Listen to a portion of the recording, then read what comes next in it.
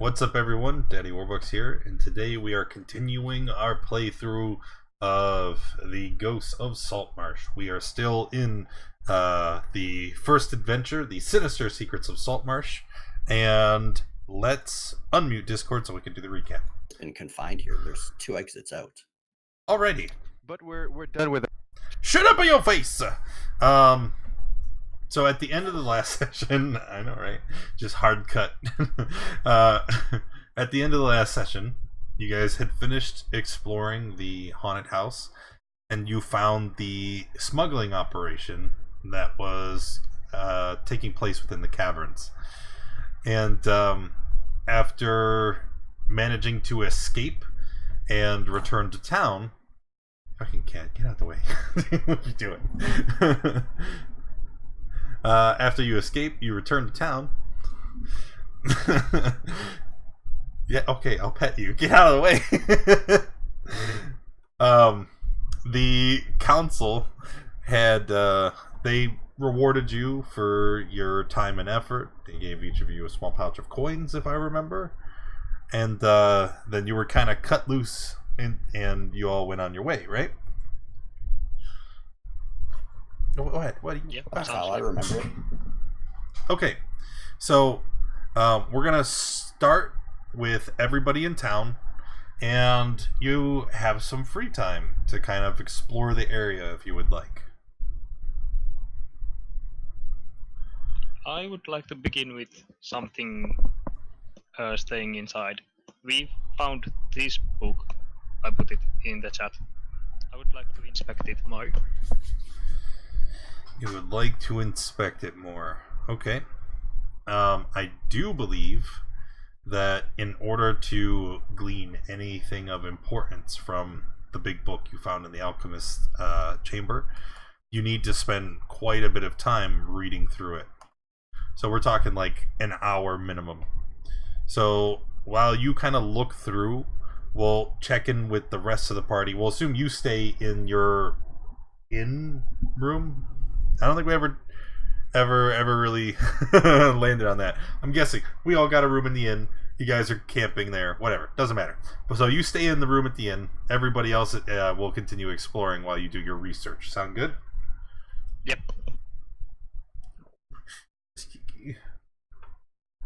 What time of day is it? It would be early morning. You just woke up. Unless you guys are lazy layabouts and you didn't get out of bed until like afternoon. Nah, I'd be up early. I don't know about everyone else. I'm petting. God, just leave me alone. Well, if no one else is saying anything, I would like to explore the south side past that bridge. That whole area we haven't looked at. I'd say going down to number 7 and then working my way towards number 1. Okay, anybody gonna go with Misa? Oh, I assume he's robbing houses. I'm not interested in. No robbing. It's far too daylighty. He's- But I'd be seeing if He's Finn casing would- the joint, man. That's what he's doing. Casing is a better word. Tapping of barrels is gonna join him if he's okay. Yeah, more people is good. All right. So, walking down past the stone bridge that you guys kind of halted you before, you work your way towards the eastern side, where more towards the hills and the coast, and the furthest building, the one that you number 7 there. As you approach, you can see that outside of the building there are a large number of crates and boxes, and it seems to be much more heavily populated than any of the other buildings. And there's workers and crewmen running about, and they're it's just a hustle and bustle of activity. People taking stuff inside, people bringing stuff outside. There are people, like big porters with crates on their backs carrying stuffs. towards the bridge to take it down to the docks. It's obviously this is a hub of some kind of commerce. I will check and see if there's any sort of sign, and if not, just go in and say hello, introduce ourselves. Okay. As you look around, there's no real sign identifying the place, but you can see that there is one of the crates are open and it's full with fish. Like it looks like some kind of, maybe it's a fishing operation, but you get the impression that's what all of these barrels are filled with. And walking inside, you can see where the hell.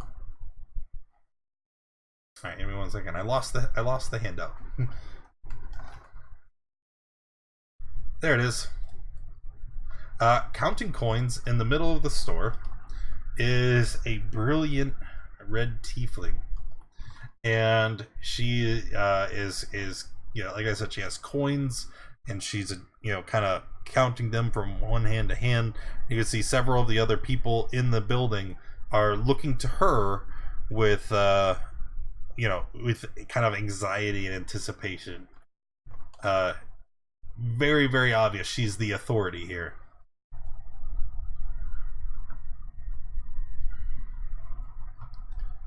I'm going to wait until it looks like she is not busy and approach. Well, you kind of hang in the background and wait. But there never comes a time where she is not busy.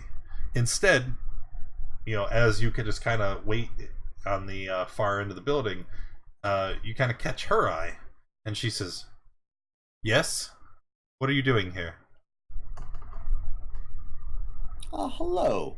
We're here off Captain Udenang's ship in port, and we just finished looking at the haunted house, cleaning it up, and I'm just looking around town, seeing if there's any work. All right. Well, I am very, very busy, as is, you can see, but I'm always interested in hiring adventurers. I'm Captain Zendros. It's nice to meet you too. Oh, the pleasure is mine, Captain. So, and then she kind of crosses her arms across her chest and looks at you, warily. So, what can you do? Like, what exactly is your specialty, would you say? The group specialty, I'd say, is more along the lines of search and destroy. We're good at that. We're fairly competent at staying quiet, but more often she than not, smiles as you mention, violence, and she's like, "All right, maybe you can be of use to me after all. You see, I am a captain of a ship of my own, and I am a priestess of Umberlee. I'm sure that you know the great goddess of the sea. But indeed we do. We have permission for trade in the region. We bring rare and exquisite goods that we can find from our home region, things that Umberlee may have sent to the bottom of the depths. We recover those objects, we trade them and sell them, and then we use the profits to procure food that is somewhat scarce in our home. I'm currently in the market for something very unusual, and if you were to happen to find it, I'm sure that I can find anything that you so desire, given enough time. When I say that Umberlee has sent a great many ships to their doom in the bottom of the ocean, and that many, many treasures have been lost, I do not exaggerate. I can find anything. And she puts her hand on your shoulder. You definitely speak my language, Captain. What are you looking for? I am looking for an item. It is called an apparatus of Qualish. An apparatus of Qualish, and she reaches behind her and she grabs this picture and she's gonna show it to you. She's like, it looks like a giant steel drum, but it has these giant grasping claws in the front and legs on the sides. It's a wondrous thing. It's completely submersible and allows you to travel to the bottom of the ocean and be completely safe. Such an object would make my operation so much easier. So if you were to ever find one, you will come and tell me.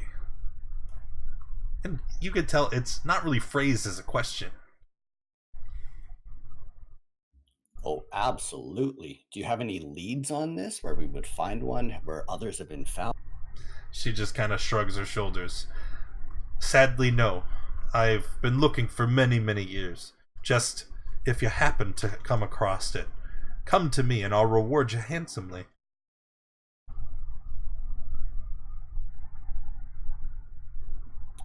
I will spread word among my party, and we will absolutely do that. Is there anything you need more immediately? She just kind of brushes it off. No, nothing that I think you could provide. All right, well, thank you for your time. I just do have one last question. Do you know of anyone with specific magical powers in the town? Say, someone who knows how to cast spells out of a... I'm not actually from here. I just travel back and forth, and my only real acquaintances in the town would be the Saltmarsh. Afraid I can't help you in that regard. All right, well, again, thank you for your time, and if anything comes up, we will let you know. And she tips her hat towards you, and then she turns around and continues her business.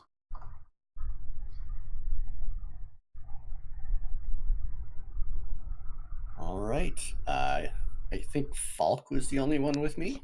Yeah. I was thinking about something to say, but I didn't find the correct line here.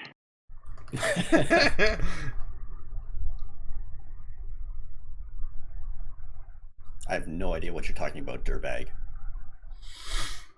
Is there anywhere you would like to go and take a look at, Falk? I'm just gonna shrug the shoulders and then point in the direction of the market. But shrug the shoulders again and look onward to the direction we are facing.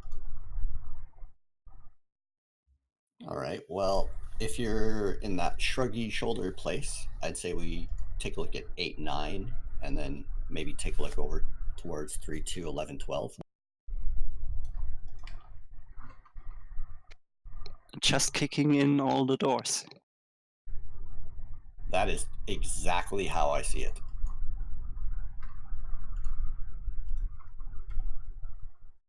Okay, so to 8. You see, partially supported by stilts driven into the harbor waters, it looks like a rickety tavern is just kind of suspended over the sea.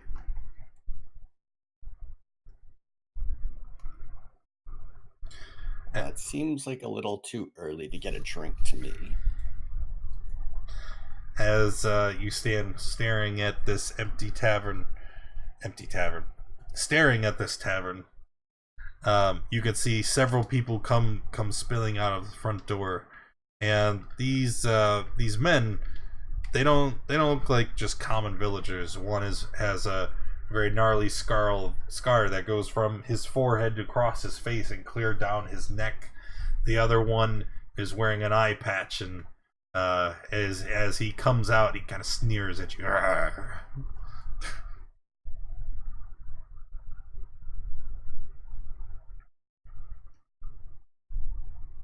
Do you feel like going inside, Falk, or should we keep going? This place looks a little rough. Maybe we want the rest of the group before we go in. In your voice, answering, this looks like a pretty interesting place. All right. I'm down to go in. I'll pop the door. All right. As you walk in through the door, you see a sign proclaiming this tavern to be the Empty Net. And as you walk in, you can see that inside there, as you already kind of picked up, it's a very rough crowd. Everyone in here is dirty. There's a smell of must and dirt and sweat that just kind of mingles with the sea air, and it's very dark. There's very few candles that actually light the establishment. And as you look, you can notice that everybody in the establishment, it's like the typical saloon where, you know, records scratch, everybody stops and turns and stares as they eyeball the two newcomers that have wandered into their bar. I take a low bow, just like a fanciful bow, and then just walk up to the bar. What are you having? Whatever gets me some information. You won't find that here. We at the Empty Net, I'll take your coin, but I ask no questions, and I don't tell nothing to nobody. Insight check. Alright. He's telling the truth. You can see that he is very, very firm in the belief that he will tell nothing to nobody.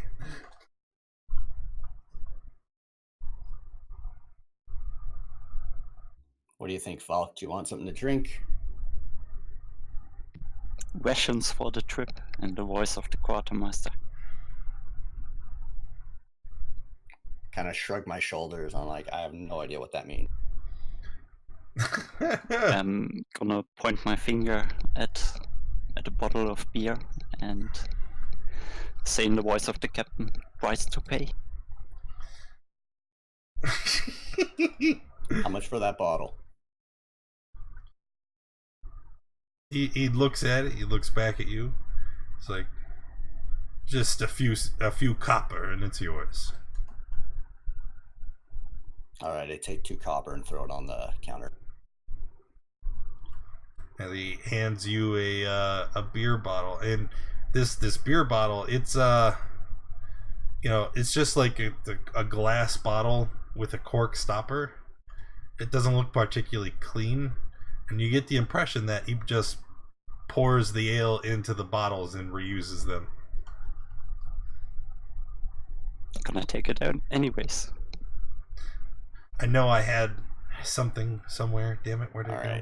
Well, this place Weekly doesn't market look items. quite up to my sanitary code, so I'm good as long as you want to stay here, Falk. I'm more interested in exploring the place, so if you want to drink and walk, that's fine with me.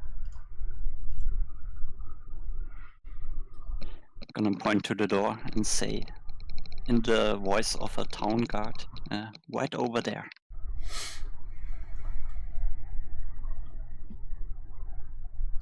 Alright, I'll just follow Falk. Go out the door. Okay.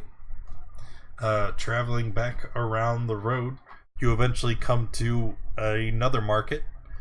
This is a strip of open land, and there's a number of stalls and tents. And you can see that here is, whereas the other market in town you had seen was all like fish and other catches, this is everything that is not fish. It seems to be more exotic things for such a nautical locale. There's a dozen stalls here. There's, you know, a few goats, cloth, marsh, pots, as well as the occasional mule or ox for hauling carts, as well as a number of places selling adventuring gear and other mundane items.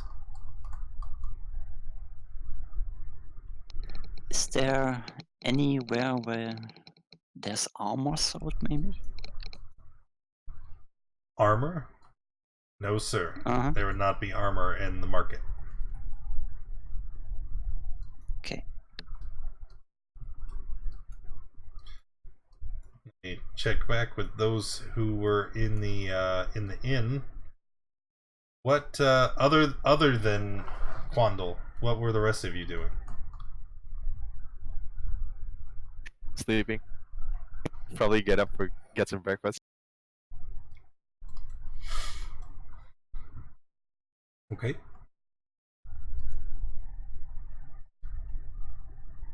All right then. After examining the market, where would you like to head next? And also, guys, if you want, like, you can write little notes on the map so that you can remember, and then we can remove some of the numbers, because numbers are, I don't know. I just imagine him just like marking each door with how much valuables are in. Whatever, I don't know. Whatever's easier for you guys. Value. $1 sign, $2 signs, $3. I imagine Xentros has a lot of valuable items somewhere. Well, she claims to have a cache of many magical goods somewhere. So, who knows?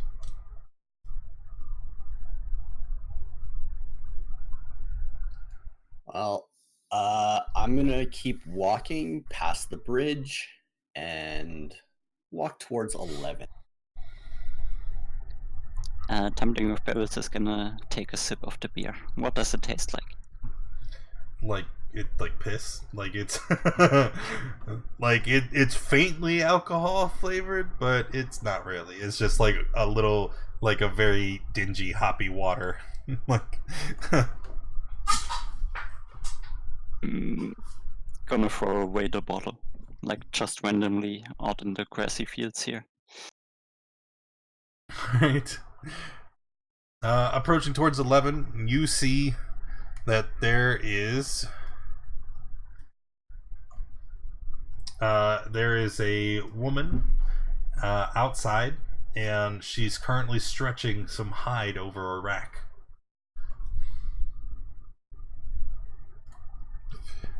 So you approach, she kind of stops and waves. Says, "Oh, hello. Welcome to Kester's Leather Goods. How can I help you?" Hello. We are just in town for a little while, and we're just taking a look around, seeing what the town has to offer. You're selling leather. Thank you, Steebs. Welcome, and appreciate the 17-month subscription, man. You know I love you. Please have my babies. Are you by any chance Kestler? I don't know how to spell that or say that. Yes, I am. My name is Kioma Kester. It's very good to meet you. Would you like to see what I have? I would be very interested. Falk, what kind of armor were you looking?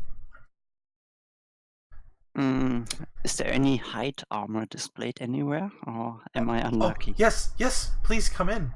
And she starts to she walks behind you, puts her hand in both of your backs, and kind of starts pushing you into the store.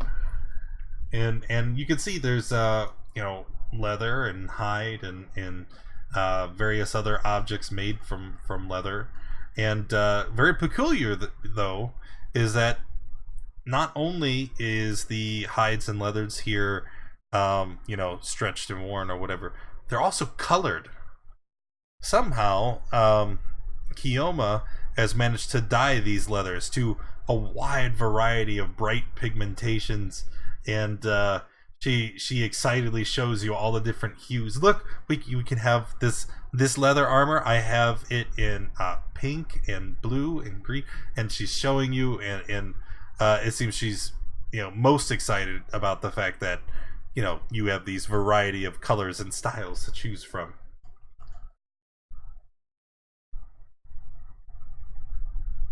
You do have a lovely selection here. Yeah. Are you a hunter? Do you purchase hide? No, I'm just a craftsman, mostly as a hobby. Well, at least it started as a hobby. I used to be a fisherman, but then I started learning how to cure and tan the hides and working them into something useful. And people enjoyed it so much I can do this full time now. It's really wonderful. Do you have anything that would happen to fit my my feathered friend here? Well, if I don't have anything that would fit him, I can make adjustments so that it will. And, and she kind of starts. She walks up to you, Barrels, and she starts like. First, she puts both of her hands on your shoulders, and then in your armpits, and then she starts like grabbing like your ribs, and moving down to your hips, and then she starts to reach up for your inseam.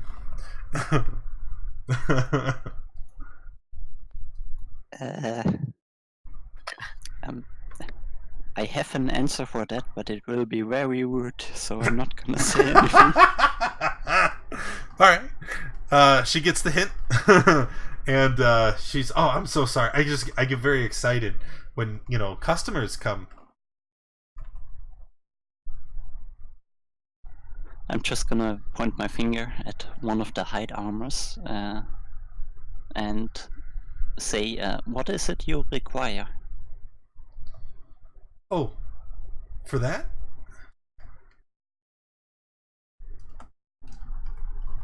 Yes, hello. She carries it over to you, right? And was there a particular color that you pointed at?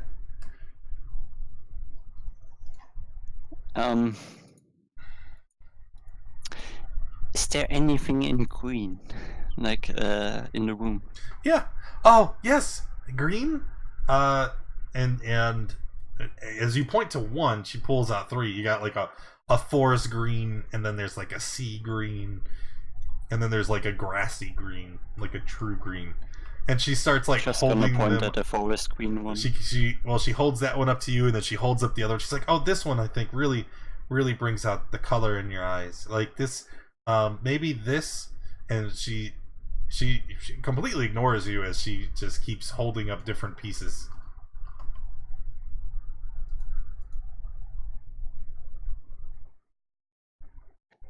Like, when she proceeds to hold up different pieces, I'm just gonna repeatedly say, doesn't taste good, and start pointing at the forest green one again. Alright, so then she eventually gets a hint, and she says, okay. She's like, this one's a little big on you, though. I think I would have to make adjustments. It would normally be 10 gold for the hide, but I can just this one time I'll waive my fee because you're a new customer and I very much would like you to continue your business with me. Does that sound fair? In the voice of the quartermaster. Yes, hello.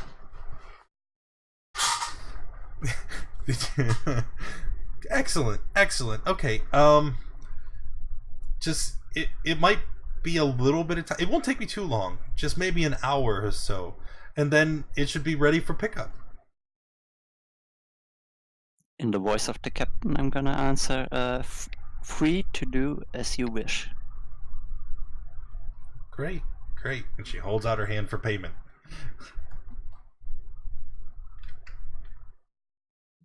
Okay, what she asked for again? 10 gold. I'm gonna hand it over to her. All right. 10 gold. As she takes your gold, she walks around and she, puts it into a back room and then quickly comes back. As she comes back, she's like, if you don't mind, where are you guys going now?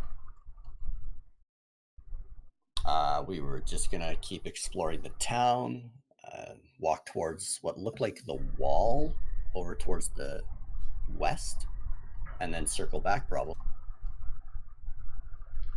Okay. You're adventurers, right? We would fall into that category. Well, during your travels, I am not just a leather worker. I should hope that with all my exquisite wares, you would know that. I am also a craftsman, right? and I very much would like to improve my craft, but it's very hard to come upon very quality hides from the local fisher folk. So if you ever encounter a creature that has a hide or scales or something that I could use in my craft, if you bring it to me, I'll compensate you if it's usable, of course. That sounds perfect.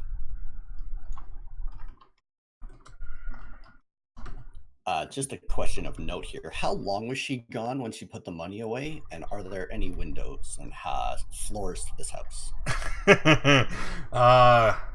It's a single story building, and when she was gone, it was literally like you're in this main room, and it's a long chamber, and there's all these hides and leathers and things.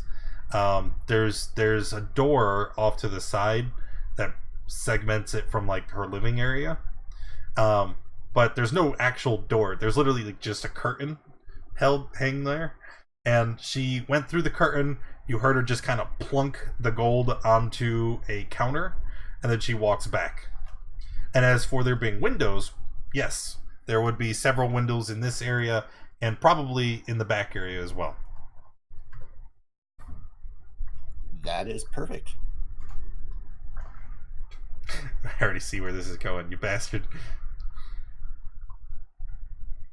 All right, Falk. Well, if that's all for you here, let's keep walking west and see what else we've got in this town. I think I'll let this ride for another say to 15-20 minutes, and then what's her name? Kester. Yorna Kester. Thank you very much. Thank you very much. Oh, you do look fabulous in your new armor. You should just give me a little spin so I can see it, and I'll make sure that I get it all done within an hour. No, half an hour. I will put everything into this. You see, she's excited at the prospect of working.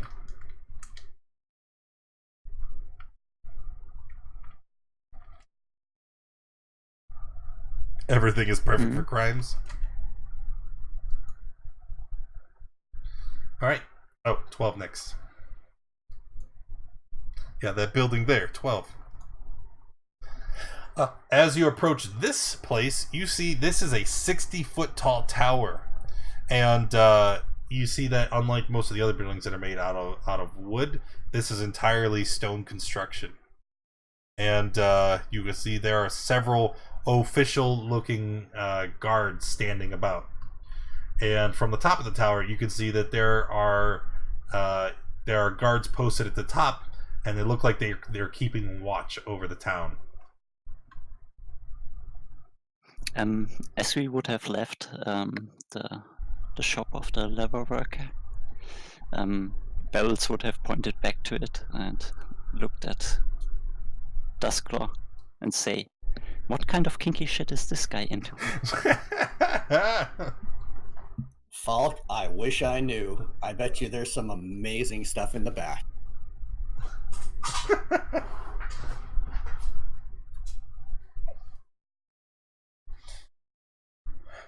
Still approaching the tower? 12. Yep. Okay. As you approach the tower, some of those town guards immediately kind of cross your path and stop you. Stop right there. What is your business with Hull Watch Tower?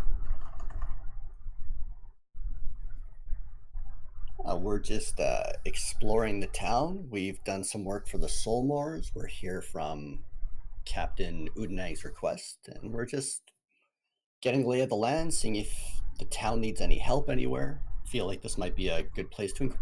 Well, the tower is off limits to anyone who is not a member of the city guard. But if it's work you're interested in, then we actually keep a board posted, and he kind of thumbs over to his left, and you see that there is a wooden board and that there are several things posted to it. That is absolutely perfect. Thank you for your time. And we can go walk over towards the board.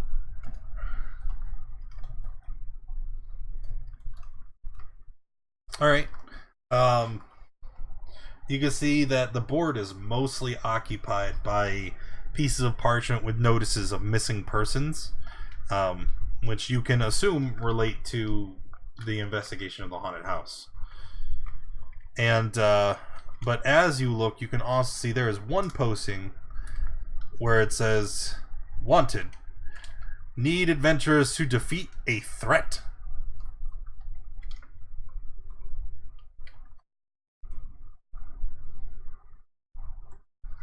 Look at it closer. Or we're just gonna... Yep. All right. As you grab the paper off the board and bring it in, you can see that it goes on to detail that there are some cultists that have set up in the nearby drowned forest, and that they want someone to go and apprehend the cultists and bring them to Hullwatch Tower for justice. Who would they be? The ones that issued that? It doesn't say. You can assume it's the City Watch, since it mentions bringing them to the tower, and this is the tower. I mean, yeah, Dirtbags read my mind here. I'm going to walk back to the tower with this paper and say, "Can you define apprehend, please?" Alive. We do not condone the unjust slaughter of anyone. What if some of them refuse to come alive? How does one refuse to be alive? They fight until they die. Have you ever experienced combat before? It's kind of how it works. Of course I've experienced combat. But I mean, you could just hit them really hard over the head.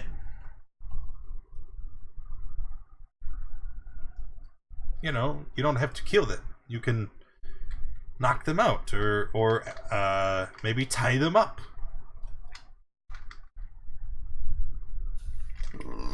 Yeah, we'll consider this. And I'm walking away with all.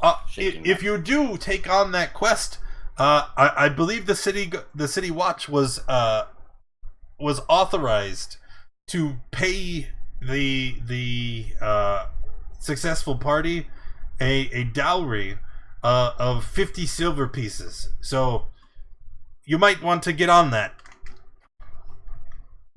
That is not enough money to be worth our time. What? What do you mean? This is for the good of the region. I can respect that, and if we do take it on, that'll be why, but 50 silver pieces is pittance. Huh.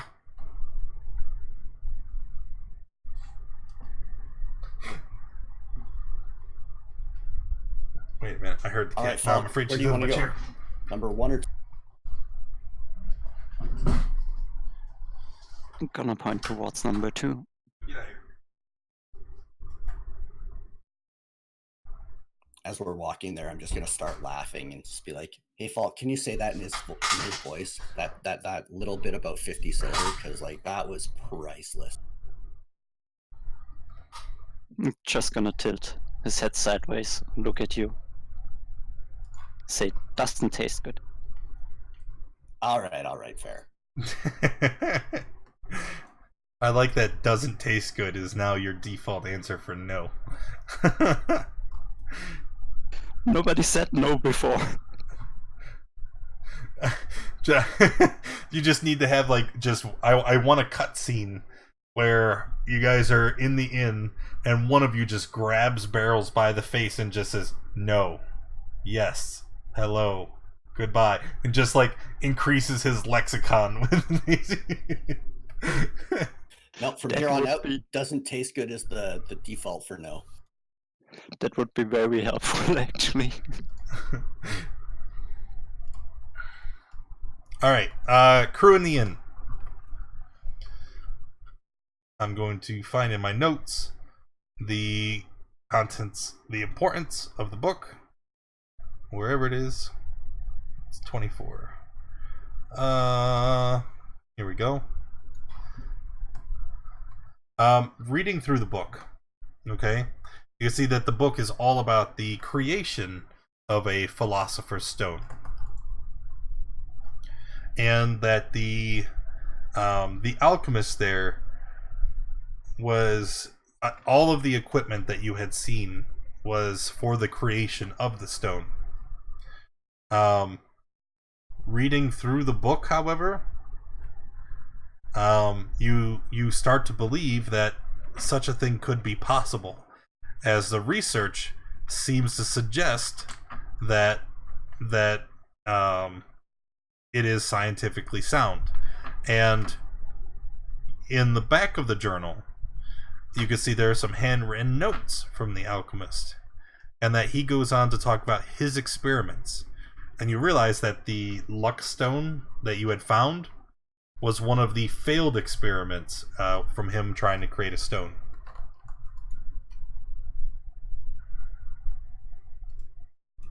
Did we identify the luck stone? Yeah, Misa is currently attuned to it. Okay. Yes, sir.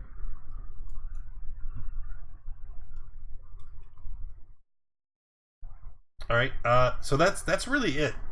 Like, there's no other significance than that. So, knowing that, are you guys still going to hang out in the inn, or did you guys want to do anything?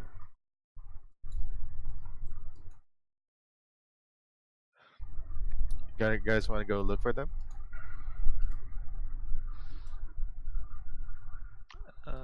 Yeah, I'll follow them to the end. I'll keep the book, and I'll keep reading it. After Quando finishes. Okay. And that's it. I'll go walk and read at the same time. Alright, so as you guys walk around, eventually, this is a good time, eventually you're stopped by a courier. The courier comes up and says that they would like for all of you to come to the Saltmarsh residence, as they have an important matter they would like to discuss with you. Those of you that were over on the western side of town, you also get a courier that summons you to the Saltmarsh as well, which I believe is 20 on the map. Yeah, I think so. Yep.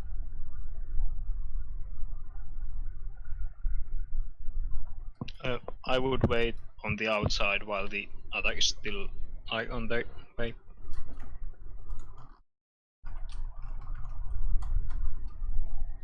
Okay.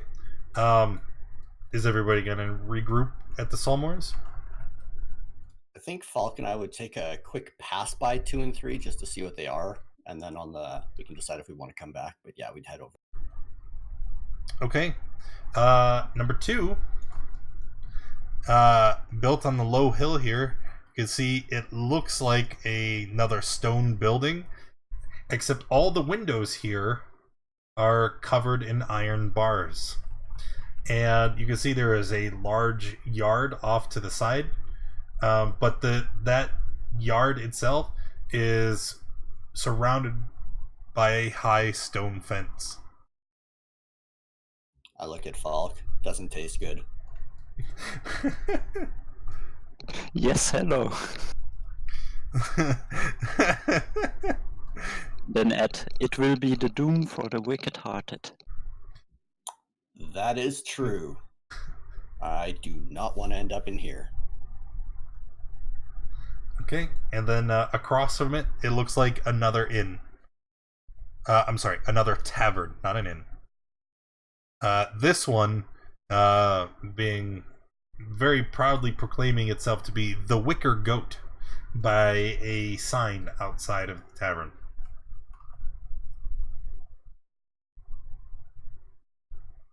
I'm going to take a quick step in, see the bartender. Much more inviting than the other establishment that you happened upon. And you can see that there is it's much less busy as well. There's only a couple people who are occupying here. However, the people that are here, you can tell, are city watch that are are city watchmen that have came in for an off-duty drink. You found the cop bar. Are there by any chance donuts sold here? I don't think that they have the means to fry the donuts in Toro. Yeah. Maybe? I don't know. Sure. Let's say there is a man who is kneading dough into circular shapes, and he has a large iron pot of boiling oil.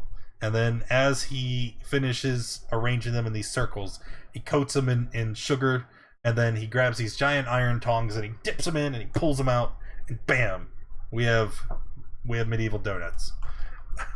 How many cops are in the bar? Currently 6. I like that they're cops now instead of the city watch. I'm gonna walk up to the bartender and ask if I can buy 12 of those magical little pastries that they've got. Okay. He looks at you. He says, "Sure. Yeah, it's 5 silver." 5 silver total? Yeah. Done. I'll put 5 silver on the table, and then just same old spiel. Who we are, walking around town, looking for work. The cop bar.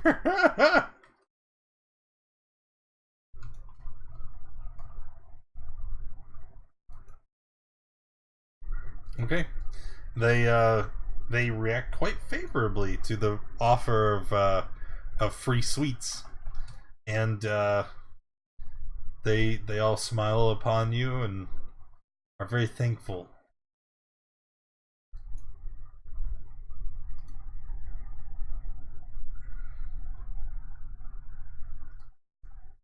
Anything else? Nope, just donuts for 1 donut for each of the cops, and then just inquiring with the bartender and with the clientele if there's any sort of work that they need. The bartender looks at you. He's like, "Well, the City Watch has a notice board outside their establishment. If you're looking for work, you always check there." Yeah, we saw the board. The price that they're offering for the type of work that they've got going on isn't quite our level. We're looking for something a little more challenging.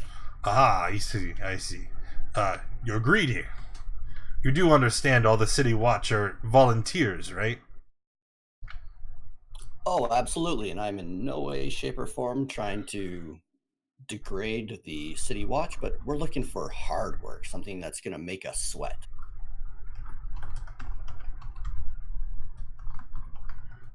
Well, afraid I can't help you. It's a sleepy little town, and there's not much else that we can afford.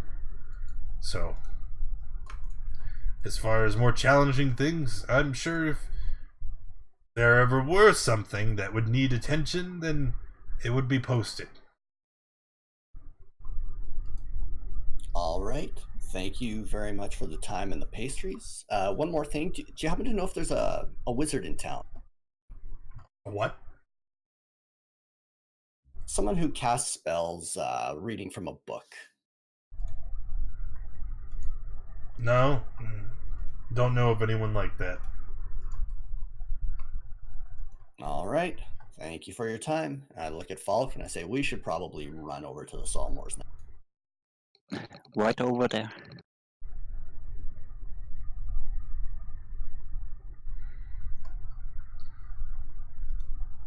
looking for someone to... I don't know what he's looking for.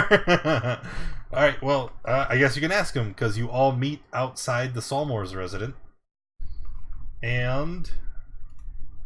You guys gonna say anything to each other, or we just want to go right in? Hey guys, bought you some pastries. Give everyone one donut.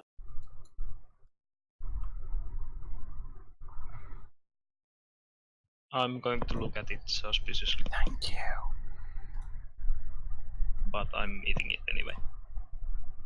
Why does this bread have a hole missing? I don't understand the logistics of that, but apparently they're really tasty.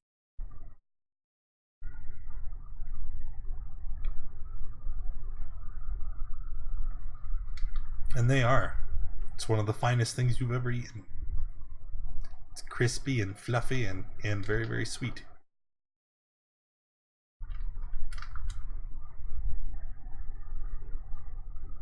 Wait, did Falk get the high dynamo? No. I don't think so yet. He didn't go back pick it yet. up yet. Okay, so I haven't yet seen it. Right. Okay, I guess we should go in, unless you have something to talk. Well, I have no idea why we're here, but we should probably find out. Oh, before we go in, I'm going to pull everyone aside and say, I didn't tell them about the silk or the rolls of fabric that we found. Should we give them back? Like, this seems like a pretty poor town, or we can sell it somewhere.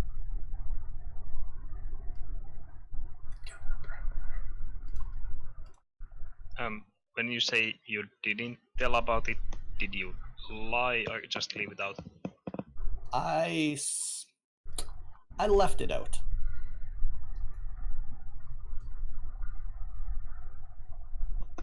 Then I guess it's your choice. But if you were lying, then I wouldn't suggest on telling them about it. Oh shit! Now I don't remember. Was I lying?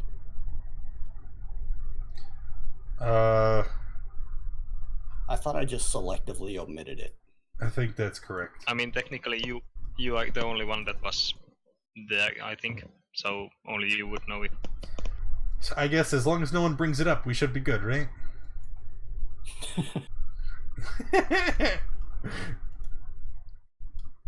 Alright. So when you walk in, you see there's a collection of people here. There's Scarrett Saltmarsh, the guy that you've been talking with the most.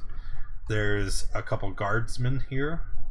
And you can also see there's a couple other older, more wealthy people that you don't know, male, females alike. And there's one face that you do know. It is immediately familiar. It's our friend Ned Snakeshaft. Ned, we're so glad you're here. I'm surprised you... Hi. You left me to die! We were going to come back for you today. I was going to kill you. What? So, the Scarrett kind of walks up. So Ned here has been telling us a very interesting story. And they kind of look at you, and the guards start to kind of move around to the sides. He says that there were some very interesting occurrences inside the haunted house.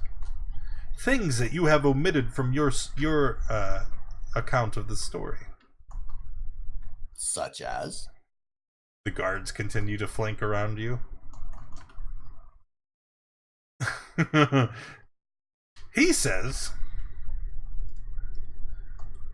Damn it, I forgot already. He says that Gellin Primewater was one of the is the one that is organizing this whole smuggling operation. He said that after you left him in the barrel, that he overheard some of the other smugglers talking about it. which is obviously very concerning that one of the own members of our council would have been involved in such a sinister plot. You see the guards are just moving around. They're not really doing anything to you. Just a refresher, was that the guy at 16? I believe it was. Let me check. I'm looking through my notes. That is Gellin Primewater. That's the guy who invited you to the big fancy feast. Perfect. So. Yeah, we've had a run-in with him. Something didn't quite seem. Yes, well, it's just so very good then that Ned here was able to survive in the circumstances that he did. Otherwise, we would never have known.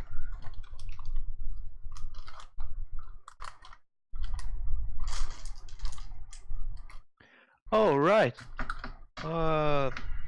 Ned, I believe I have something of your ownership. Don't give him the shield. And I take out the shield. Ah. I think this is yours. Yeah, it is. So this is yours. I'll give it to him. Thank you very much. And he kind of hangs it on his back. And then I'll go back to reading the book. He, the council speaks up again. We would like to acquire your services once more. As we had discussed previously, we know that the smugglers are still very much at large, and I've had the city watch scanning the docks and the coastline for any sign of a ship, and there hasn't been any in the day since you've returned. It is very, very possible that the men on the ship, whoever the other half of this smuggling operation is, are not yet aware that they've been discovered and that the house has been compromised. So I would very much like us to try and put an end to this whole thing once and for all.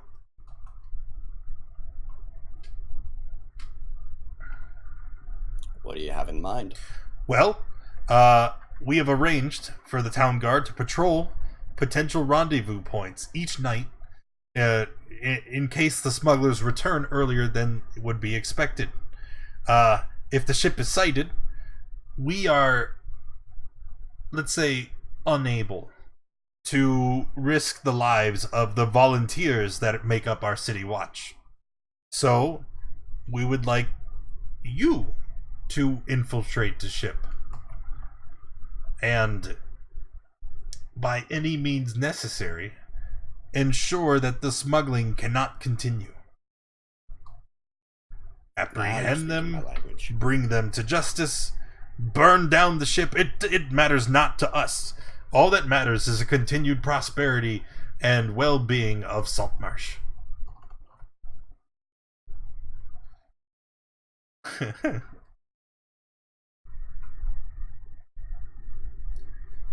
So, what do you have in mind?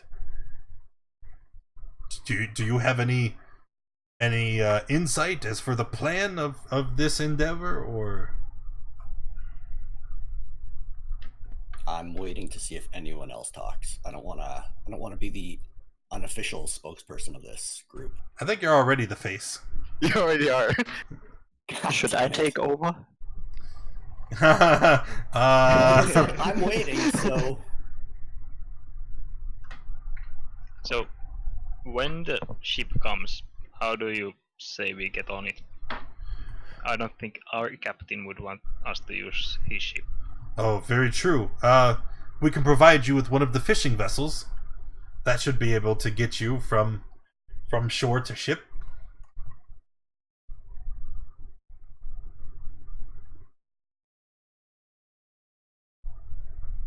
Yeah, I'm not sure how easy that would be. maybe we could pretend to be buyers or something.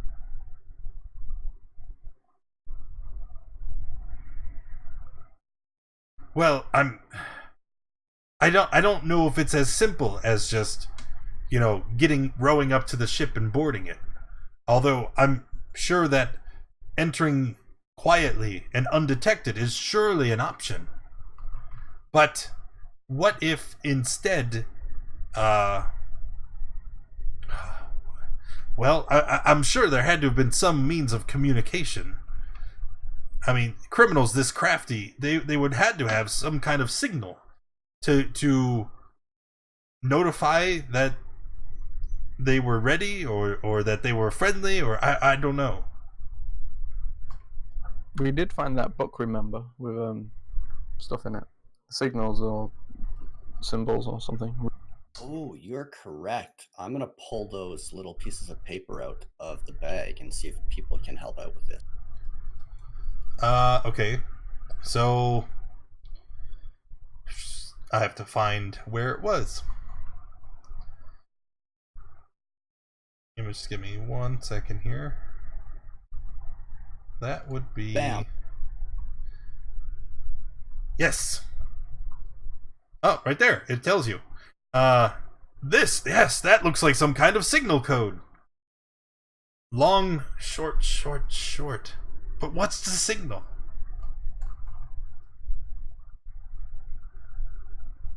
Is there any kind of lighthouse or anything here? Well, no. I don't know. I don't want to say no and then there actually be a lighthouse we just haven't explored yet. Let's tentatively say no. When we were up at the house, that room that Ned pointed out to us about something hanging from the wall, maybe we're looking at light? Ned pipes up, yes! Actually, maybe it was a hook for a lantern.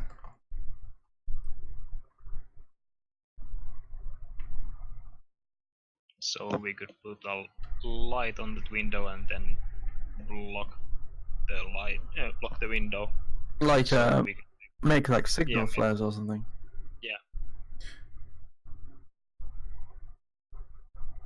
I'm trying to... How much should I help him? Yeah, we should attempt to do that. Oh! Ned speaks up again. Wasn't there a lantern in that room? I think you were correct.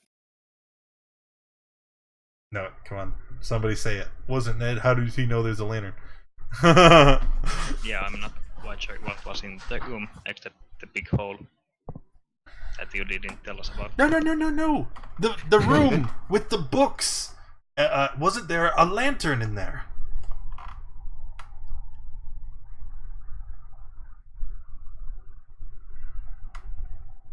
I'm not seeing anything in my notes, but I feel like that's correct. I'm pretty sure I saw it sitting there under the table next to the box. I feel like this is probably our best chance. It makes sense. So we're agreed. The guard will watch for the ship. When it is sighted, you will return to the haunted house and signal it and then try to board? Is that the plan? Yes. What type of recompense are we talking about here? This seems substantially more dangerous than the last mission. Oh. It doesn't actually say. Well, of course, we will reward you handsomely. I'll have to talk with the rest of the council as to what exactly we would be able to afford, but I'm sure we will make it well worth your while. Would you mind if we had the ship for ourselves? The smuggler's ship? I was thinking the same thing. Well, if you want to lay claim to it, I mean, that's one thing, but we don't even know what kind of ship it is. How do you know that you would be able to man it? You would need quite an extensive crew. Well, even if we don't man it, we can sell it. Anyway, do you guys have any books here? Here in my home? Yes, and in the town in general. Perhaps. Maybe there'll be someone in the market selling books. And Oh, I'm just doing a quick scan here. No, doesn't look like this rough and tumble seafaring town is going to have too much in the way of books and learning. okay. I'll check out the marketplace after we finished here. Thank you. Okay. Well, it's unless anyone has any objections, I'm willing to take this on. It's fine for me.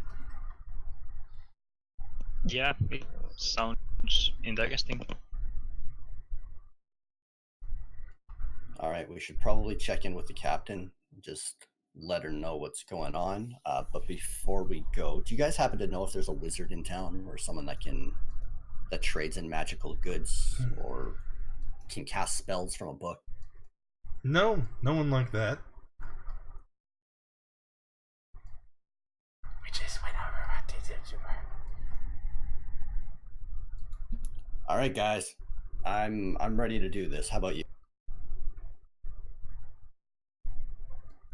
Yeah, I'm set to go. Yep, no objections.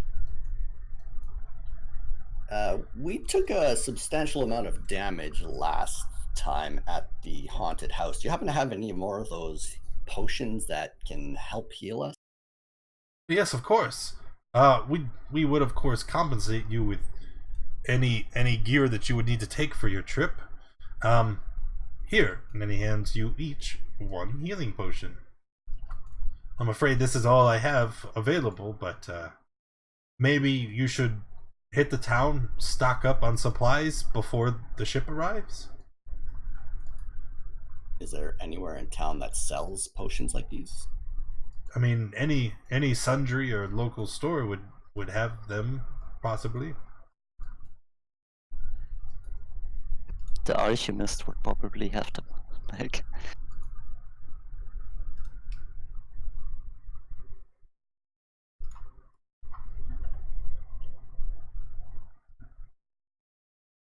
All right. Well, if there's nothing else, I'm gonna do a gentle bow and start walking.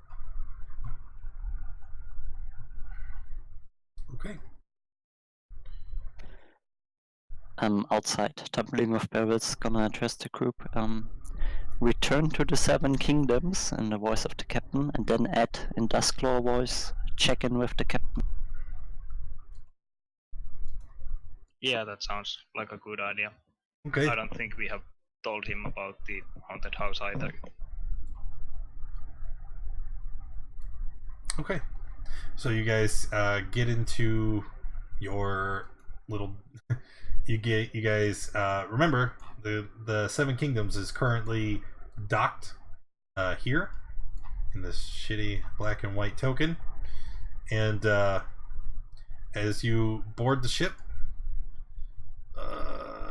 it's somewhere here. Can I retcon something really quick? Sure. Before I walk out, I'd like to walk over to Ned really quick, slap him on the shoulder, and say, "Hey, Ned, sorry about the whole knocking you out thing. It was a dick move on our part. Hopefully you can see our perspective and understand why. No hard feelings, and I'm going to extend it." He turns his back to you and walks away. That's fair. All right, I'm good. All right. I don't think I ever actually put tokens here. Doesn't matter. So you find yourselves back on the ship, and we're just going to put people in places because fun. Upon boarding the ship, you can see that the captain is currently standing at the helm, and he's just kind of staring off over into the waters. And what would you guys like to do?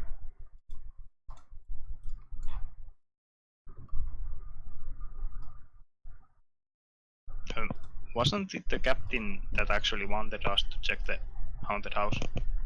Yeah, if you recall, he wanted you to check out the haunted house because he wanted to help the region. That was literally the only explanation he gave you, mostly because he doesn't want or need to explain himself. He just said, hey, we're doing this thing, go do it.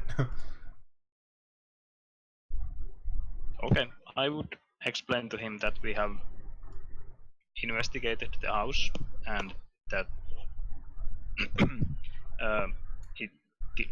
we get some more jobs because of it, so we can finish the deal with the smugglers. That is fine. You guys continue to assist those in Saltmarsh. We'll call this, and he looks to the less law-abiding citizens of the bunch. This will be your continued payment towards the debt that you owe me. The rest of us will have another endeavor to embark on soon, but we will return to Saltmarsh. In the meantime, he's going to take out a small pouch, and he reaches out and hands it to Quandle. I'll take the pouch. While the kingdom is away, you are in charge, and I will hold you personally responsible for keeping them, as he points to Finnegas and Dusk and Sweet Pea. Keep them in check. I laugh. I think I can handle that. All right. I'll say to the captain, Captain, while you are traveling, can you search for me some things? What do you need? We have ample supplies in the hold as is.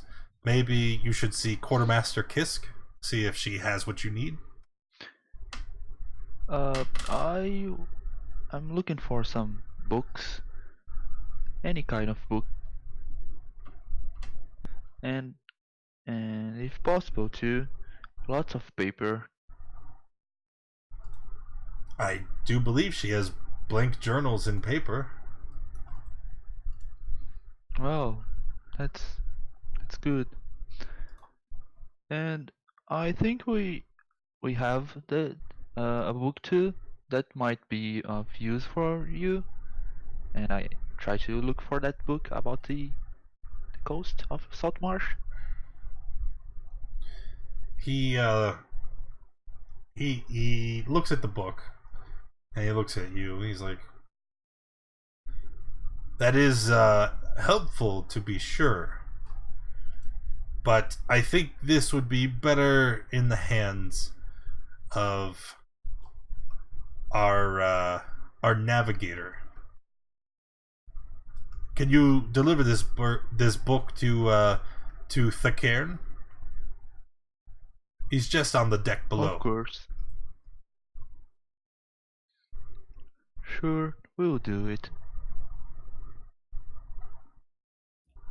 Captain, I'm going to pull out the book, the spell book that's been cut in half. Do you happen to have any way that this can be repaired?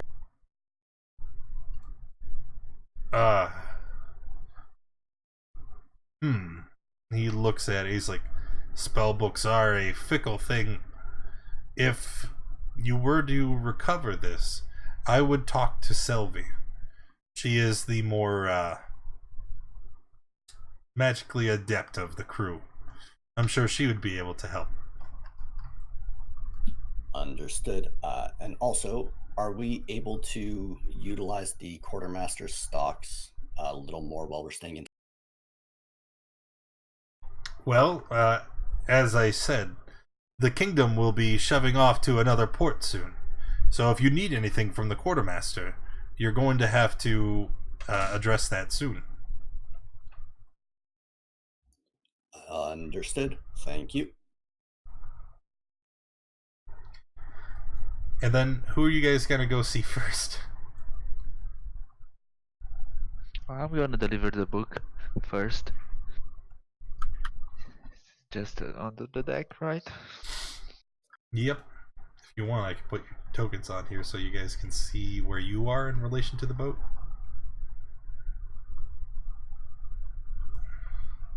Nah, it's too much work. Oh, there's line of sight barriers. Okay.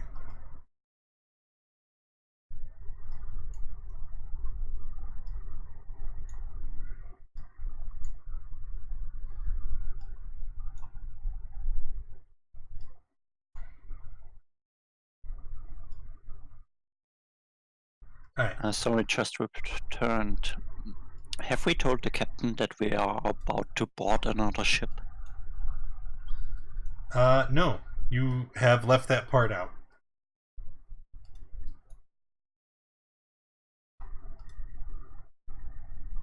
Okay, I guess. Are you gonna tell him that you're gonna board another ship, or are we just gonna... I would like to tell him, but I can't. He said we're supposed to help the town. I'm taking that as we're helping the town.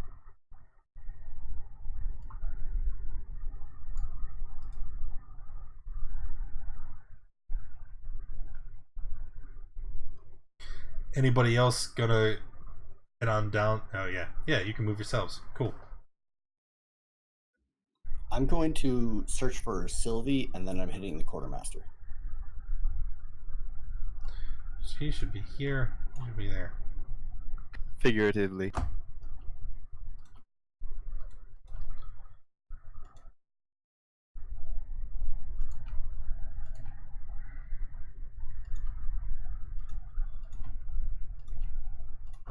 Give me one sec. Just deleting the line of sight barriers on the doors since they're not needed here.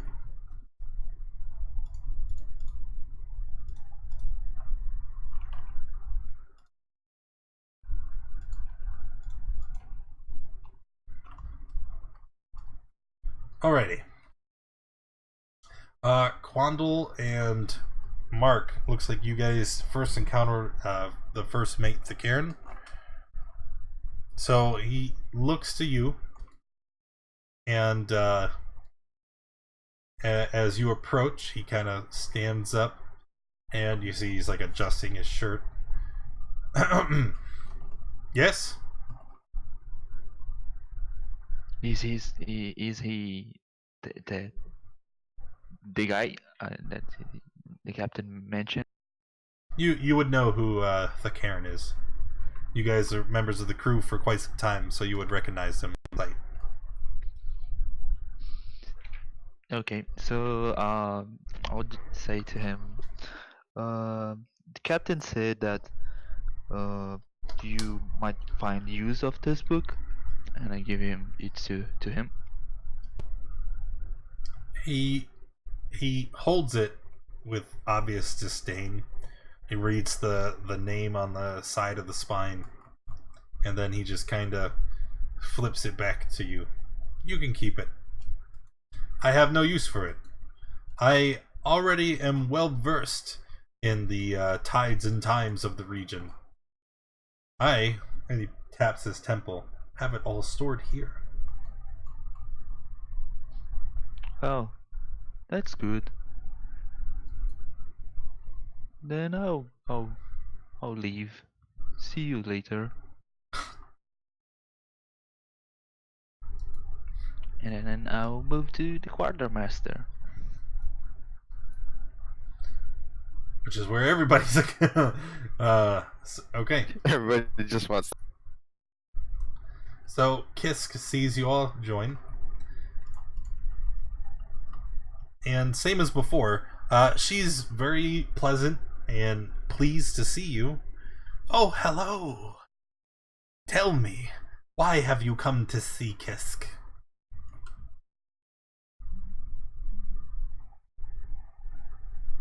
I've come for books. Books? Yes, books. Stop that. Don't make fun of my speech impediment. It's hard to enunciate without teeth. But I didn't. I wasn't making fun of it. What kind of books do you need? All kinds of books. Any book you have. I would like them all.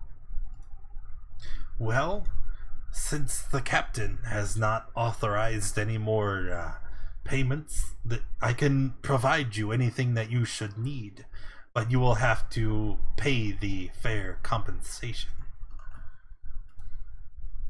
That's fine. And there is a list of everything the quartermaster has available. Whoa. That is Uh-huh. nothing. You didn't see it come up? Oh, it's in the GM notes. Ugh. Yep.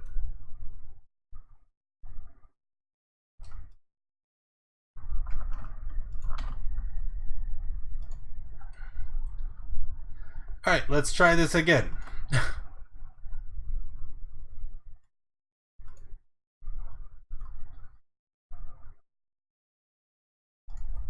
There is a list of everything the quartermaster has available.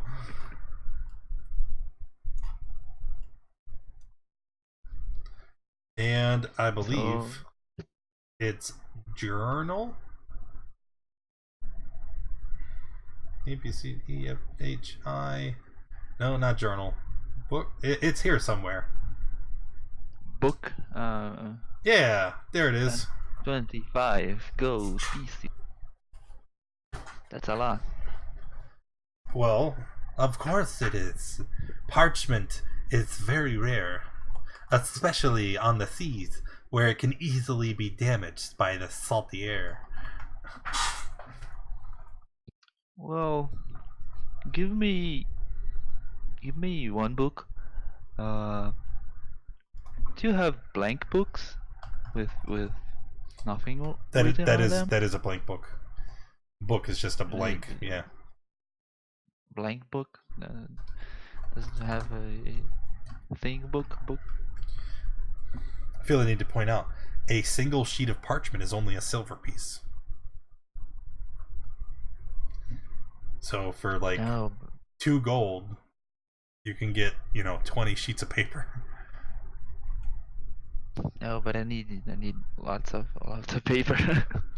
Yeah, buying a book essentially would be, I have more paper than I can ever adequately use, right? I don't have to worry about tracking it because I have a whole book. Yeah. So I'm going to buy a book, and that's it. Okay. I would like to buy a set of navigation tools. Okay.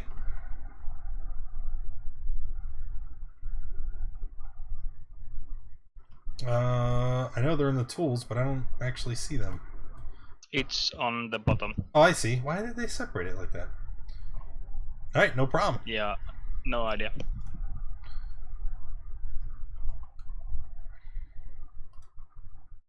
That's weird.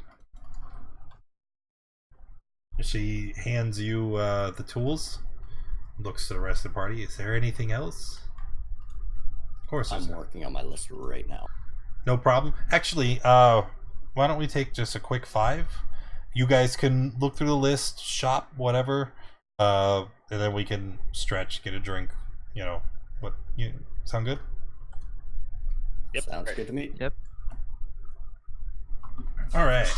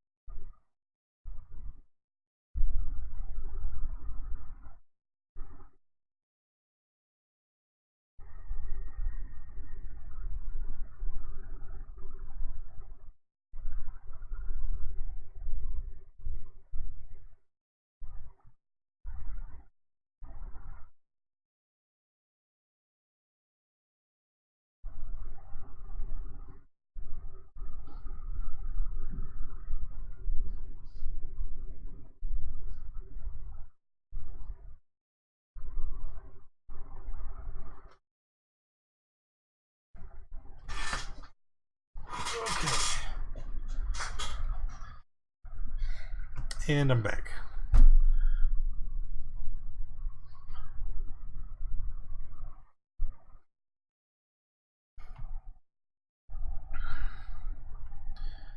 Hope they realize there's. Should we get crowbars and stuff we can use to break it?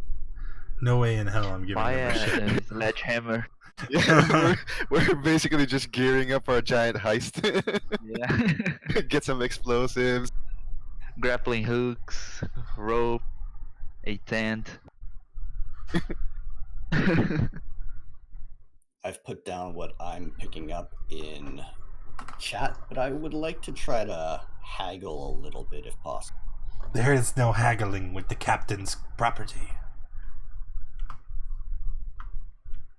Not even when I'm buying so much. Like, There is no haggling with the captain's property. Lame.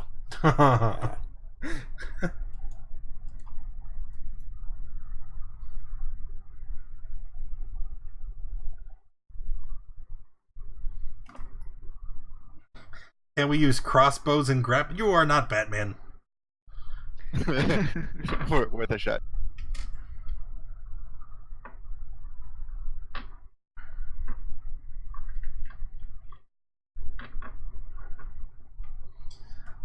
You buy oil every time. How do you run out? Well, He's just in character, man. Leave him alone.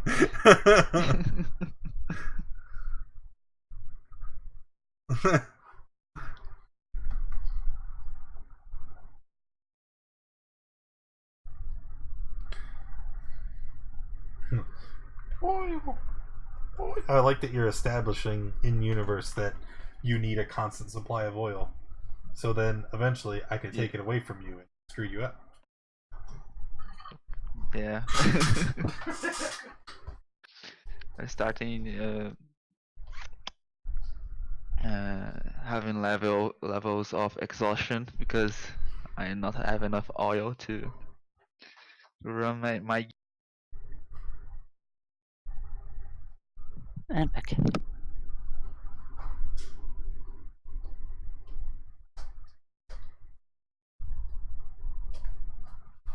Alright, I've got all that marked down. I've taken my gold off, and I'm going to run to the water. Ah, shit, man. We've been playing for like 2 hours.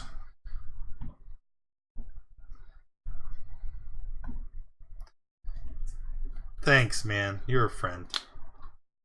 Would there be Although, a in all benefit fairness, to I don't say think anyone using pays like attention. if say I wanted to smash down the door, and I have a great axe, right? But if I bought a sledgehammer, would that be like, oh, it's actually used to smash down doors or something? You mean like a portable ram? Which is listed in the list. Ram, portable, 4 gold pieces, 35 pounds. Right. You can use a portable ram to break down doors. When doing so, you gain a +4 bonus on the strength check. One other character can help you use a ram, giving you advantage on the check. Definitely getting that one. Thanks, Kilter. I love your face.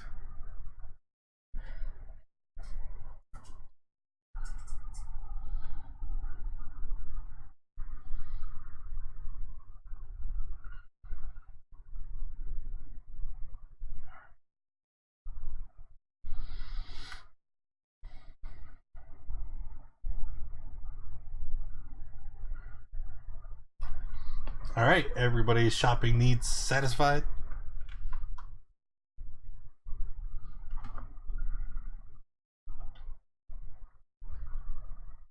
Ja, det gick så. Excellent. yes. So then I think the last thing is to talk with Sylvie, right?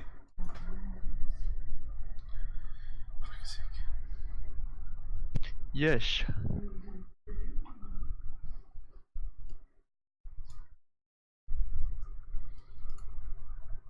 Alright. So as you walk in, she's in a small private quarter. And I am back. oh, okay. Good, because you're talking to Sylvie. As you walk in, Fantastic. She's in a small private quarter, and you can see she's sitting cross-legged on the floor. She has her eyes closed, and her hands are resting on her knees.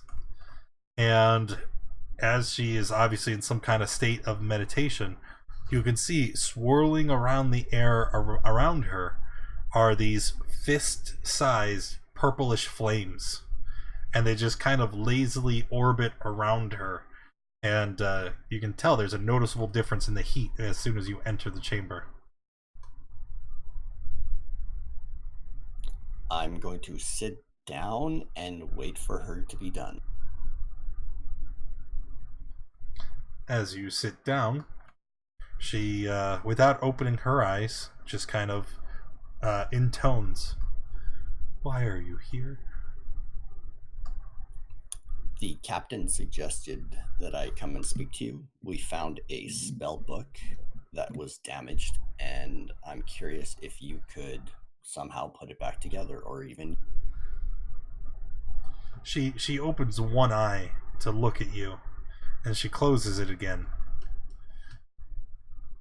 "What purpose do you have for this book?"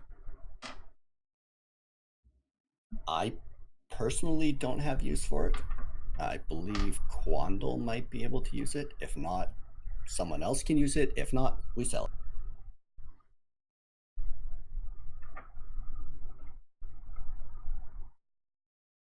"If I fix it for you, you will be indebted to me. Are you okay with this?" In what way? "In any way I so determine."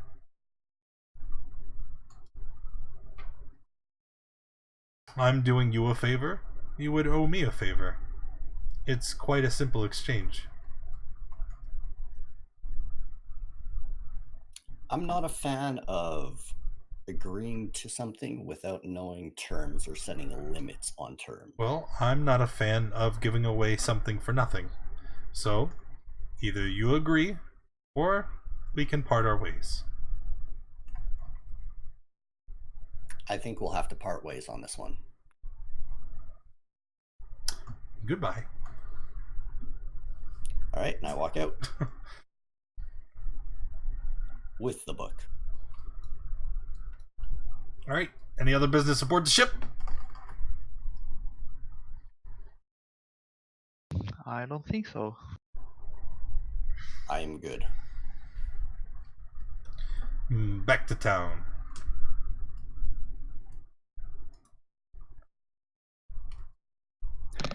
Tumbling of Barrels is gonna want to head to the leather worker and pick up his armor. Okay. I want to join him. And you can do that. I'm going to explore a few other places. Yep. You know, I removed the number. Now I don't know what number that is, so I can reference her name because I forgot it. Leatherworks. Yes, to the Leatherworks, whose name totally isn't Kioma. Yep. All right. So as you approach, she is very excited. It's kind of like her default setting is very excited, and she's just very, very bubbly, and she's can't wait. "Oh, yes, you're back. Please, come in, undress. We need to get you fitted in this new armor right away." Okay, just gonna follow her, I guess. Looking kinda anxiously towards Ossipon. What's your name again? Sorry. Quandle. Quandle. Maybe we should put our names at the bottom. People keep getting confused. Yeah. Alright. So she leads you in and starts trying to remove your clothing in a purely platonic way that you can remove someone else's clothing. And so she removes your shirt, and then like as soon as it passes through and is off your body. She's like shoving the top half of the hide armor onto you, and she's like yanking it down so it fits real snug.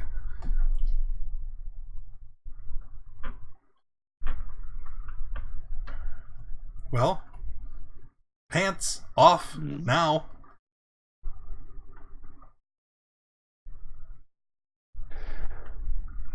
I'm looking for a comment to make. Make sure that you isn't write that insulting down. or otherwise.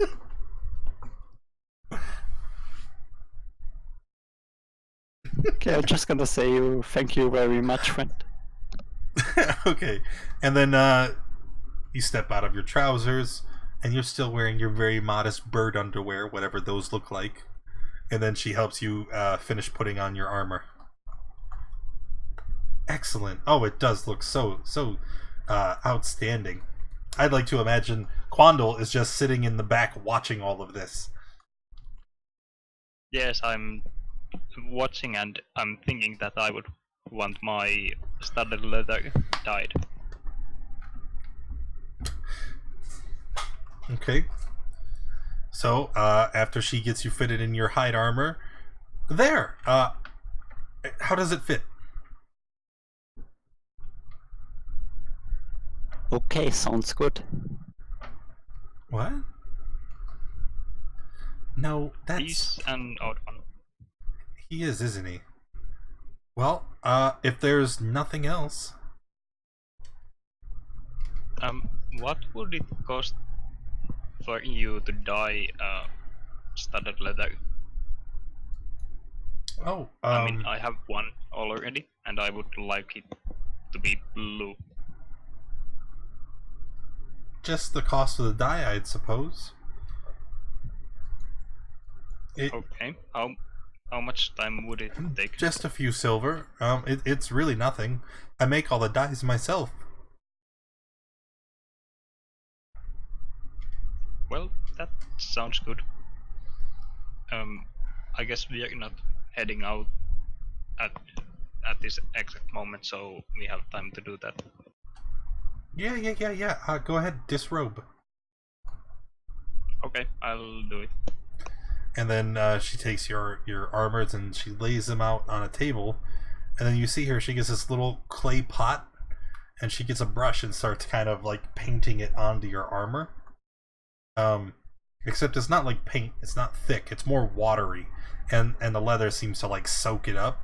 She's like, it'll take several hours for it to dry, but when it's done, it'll be a brilliant blue color. So it's blue, right? You did say blue? Yep, blue. No sooner than she says this, there is you get that impression, yeah, Barrels. Your business ain't doing too good. As soon as she says that your armor will be ready in several hours, once again, the ever-convenient courier shows up. The ship! It's been sighted!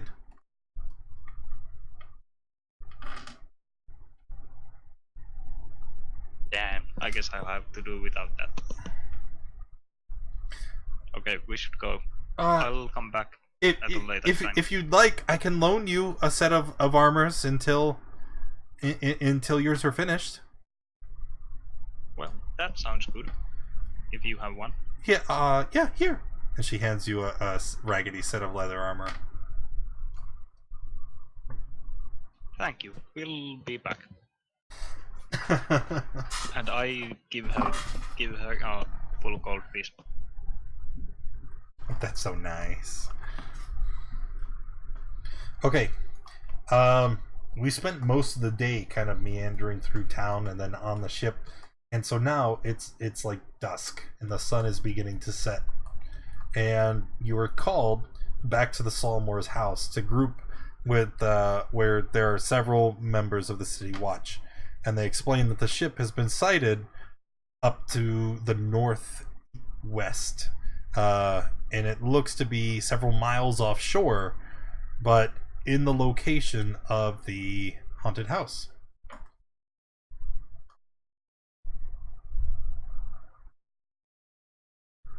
Well, we had a plan, so I guess we begin to do it. Okay. So everybody ready? Gonna run to the haunted house? Mhm. Yes, sure. Sounds good. Okay. And then once you're at the house, just to refresh my memory, we're going up to the second floor, and you're gonna try and signal through the window. Mm-hmm. Okay. So the boat just seems to be anchored, far from shore. And you can see it clearly through the window. What are you going to do? Haunted house, locations, where the hell is my sea ghost? Sea ghost. I think someone of us bought a bullseye lantern. I guess that would be good enough that they would see it. Yep, I'm going to try to make the signals to the boat with the... What signal?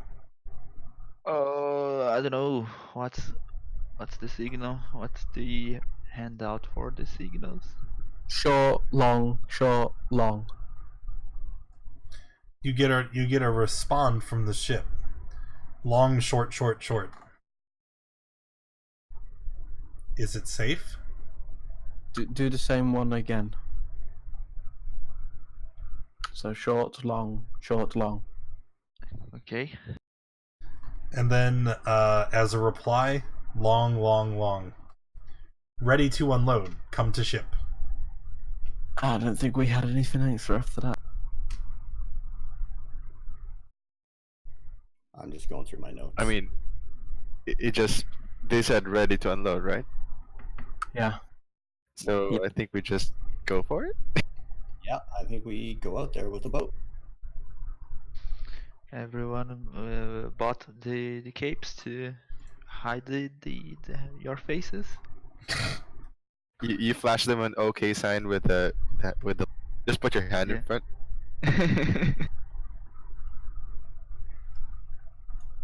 How do we want to do this? When we get out there, do you want to just start going crazy and attacking, or do we want to wait for an opportune moment?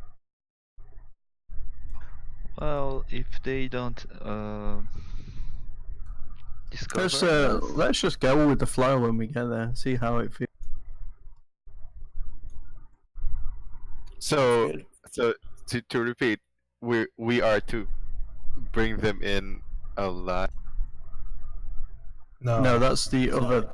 That's another group of people. Sweet. Oh, okay, so we could just go. Okay, good. Makes things easier. This is by all means necessary. Okay. So you guys get into the small fishing vessel that they gave you to get to the ship. And the fishing vessel, it's very small. And as you guys start rowing your way out to the ship, you see it's going to take you like 30 minutes on the sea. It's very dark, and there is no lights around anywhere except for the moon, which gives very, very dim illumination, which I will do now. Let me make sure I include that on the map. On the front side of the ship, you can see that there are several men with lanterns hanging off of the broadside of the boat, which is angled towards the shore, and they're watching, waiting for you guys to row up.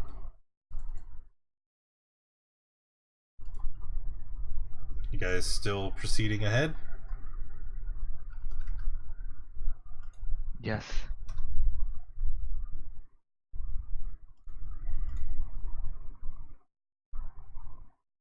Let's put the moon over here.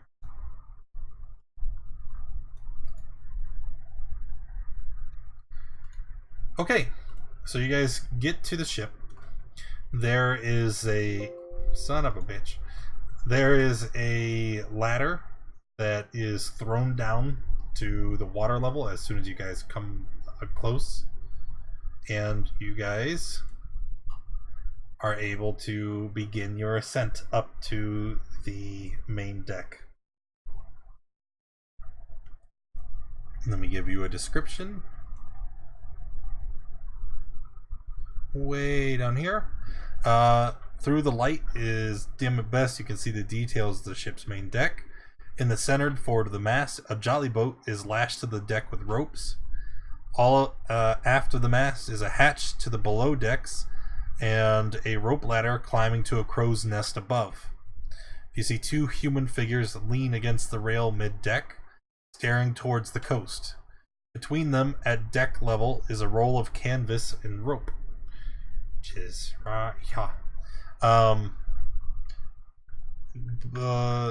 to the fore and the aft, below the upper decks, you stand vague outlines of doors, which you should be able to see there, and you can see one is all this nautical language I'm gonna have to learn. You can see ladders that lead to the upper decks, the aft one on the port side, and the forward one on the starboard, which just sounds like a bunch of gibberish, but anyway, they're there. Also, you can see that you are sitting on the main deck. There are two raised platforms on either side, and that's what these stairs here on the here and there. Oh, stop it. Yeah, they go up. And you can see there are several other figures on the level above you.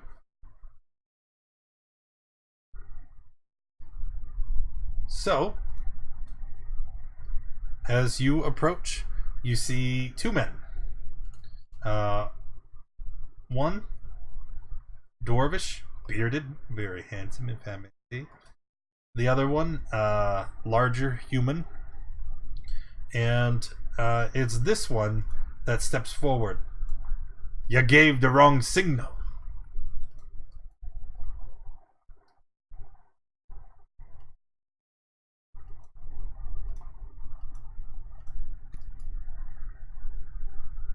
Come on, explain yourselves. We missed the last update. You what?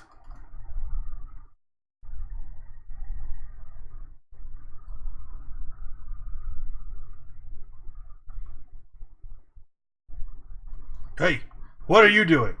He pulls out his weapon as you guys start flanking him. He's already on guard. All right. Go ahead and roll initiative. I was gonna hope for a sneak attack. Yeah, you hoped wrong.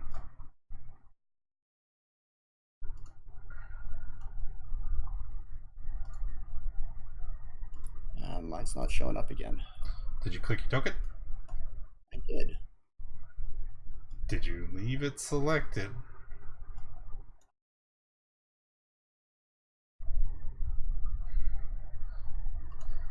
Alright,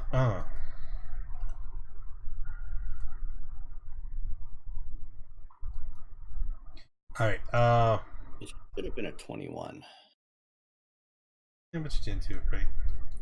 I'm gonna move you guys to here.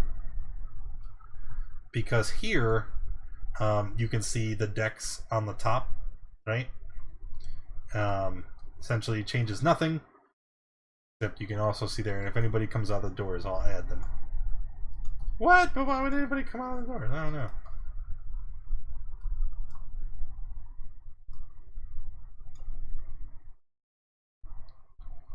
That is a big tracker. Alright, Finnegan, you are up first. And something to keep in mind, I didn't add the line of sight barrier because it gets funky when you get to the top here. But from the ground level, because there is a, well, it shows 5 feet, but that's not accurate. It's a 10-foot incline to the top. You might be able to see people that are here, but you wouldn't see anybody that isn't immediately standing on the ledge. So she's visible. She's visible, they are not. No, that's fine. I don't know what's going.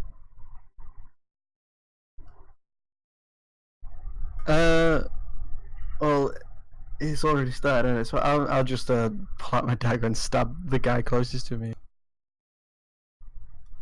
That's the spirit. 10 is a miss. And then I will inspire Sweet Pea by saying, "What the fluff are we doing?"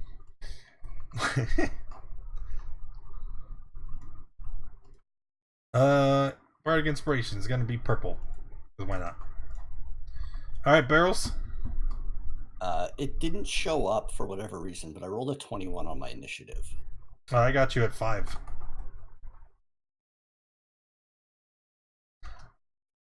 So, this girl here is standing 10 feet up, you say?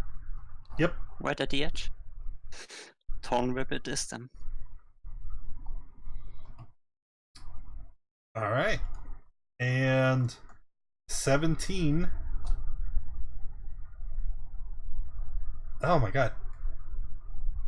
Is a hit. So you pull her, and she's going to take your 5 damage and fall 10 feet. Well, 10 feet, there's no damage. But she's down here now. Yep, she's down here now. And let's say she's prone.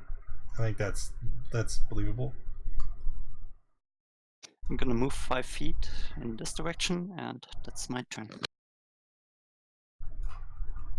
Alright, Dusk. Alright, going for 2 shots, main hand, and a offhand attack. Hit.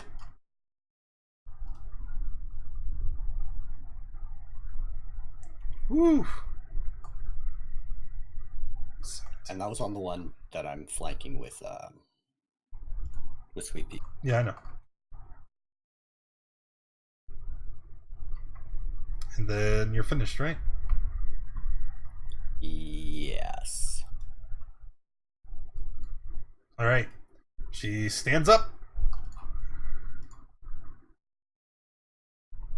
She looks around the battlefield, and she's going to raise her hand to begin to cast a spell. Holy shit, why does she have that? Yeah. Let's, she is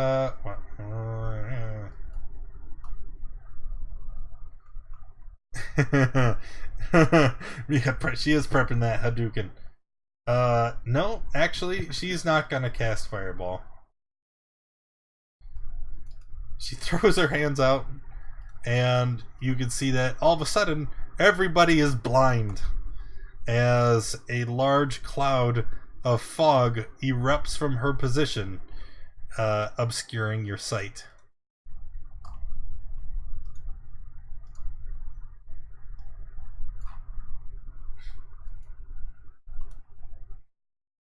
So everything within the yellow circle, it is heavily obscured.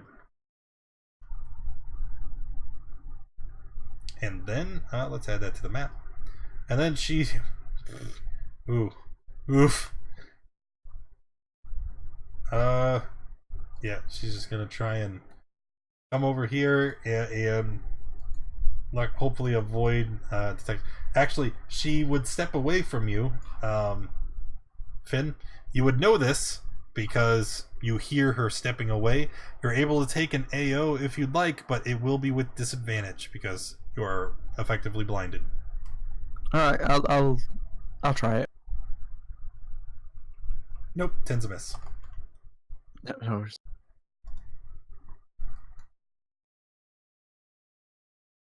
Okay. The captain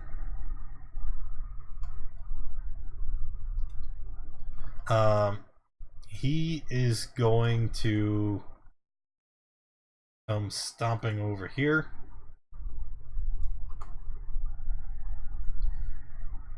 And he's just going to fire blindly into the dark. And this will be a attack on Sweet Pea with disadvantage. That's blinded.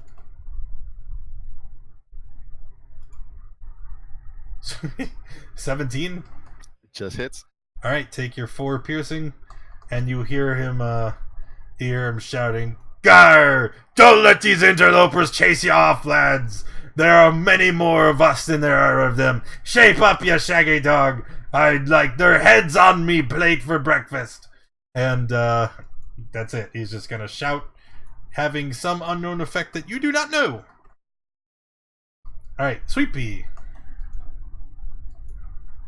I'll try to hit this guy next to me. Alright, disadvantage. Disadvantage. Yep, you're. Wouldn't that cancel out? What would cancel out? Disadvantage because he's being flanked. Flanking is an optional rule. It's not one we play with. Gotcha. Here goes. And that's definitely a miss. Alright. How about you, Mark? I mean, there's bardic inspiration. Yeah, but you have to... I don't think it would have mattered. Yeah, I don't think it'll make it easy. No. Even if he rolled a 6, it would have been a miss.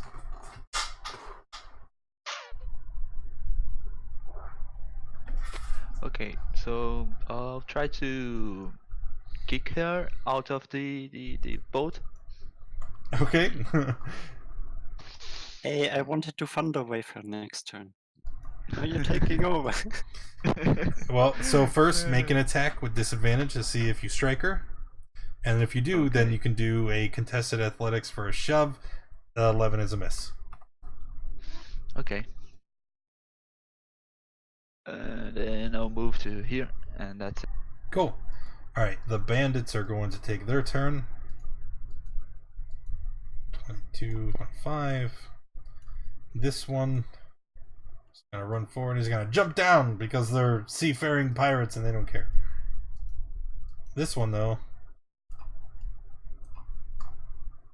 it's going to go there. Okay, so we got 4. 1, 2, 3, 4. And we will make our attacks. They all have scimitars. First one, normal versus Quandle. 13. Miss. Okay. You did adjust your armor for leather, not studded leather, right? Oh, okay, I'll change that. Yeah, but then you're still above a 13. All right. Now the other 3, we have this one attacking Dusk with disadvantage. 15. That is a miss. Okay. So now this is where the captain's speech is going to make itself apparent because where's the sheet? Shape up, you dog. Whenever a friendly creature within 30 feet of the captain that can hear it misses with an attack, the captain can yell perilous threats to allow that creature to re-roll. So he misses, and the captain goes, "Aye, you better land a hit against that lad, otherwise it'll be you I throw into the depths." And he goes, "Oh no!" And he swings and misses again. Oh man, this bandit's a dead man. After that, we're gonna attack Sweet Pea with disadvantage. Ooh. Why? Ooh. Yep. And then I guess we will attack Mark. And miss. He hasn't had a turn yet. Oh yeah, he did. No, he didn't. Alright, Quandle. Okay, as a bonus action, I will begin my blades on. Yep. And then I'll stab the guy next to me. That's a hit. And I'll block his way. And that's all.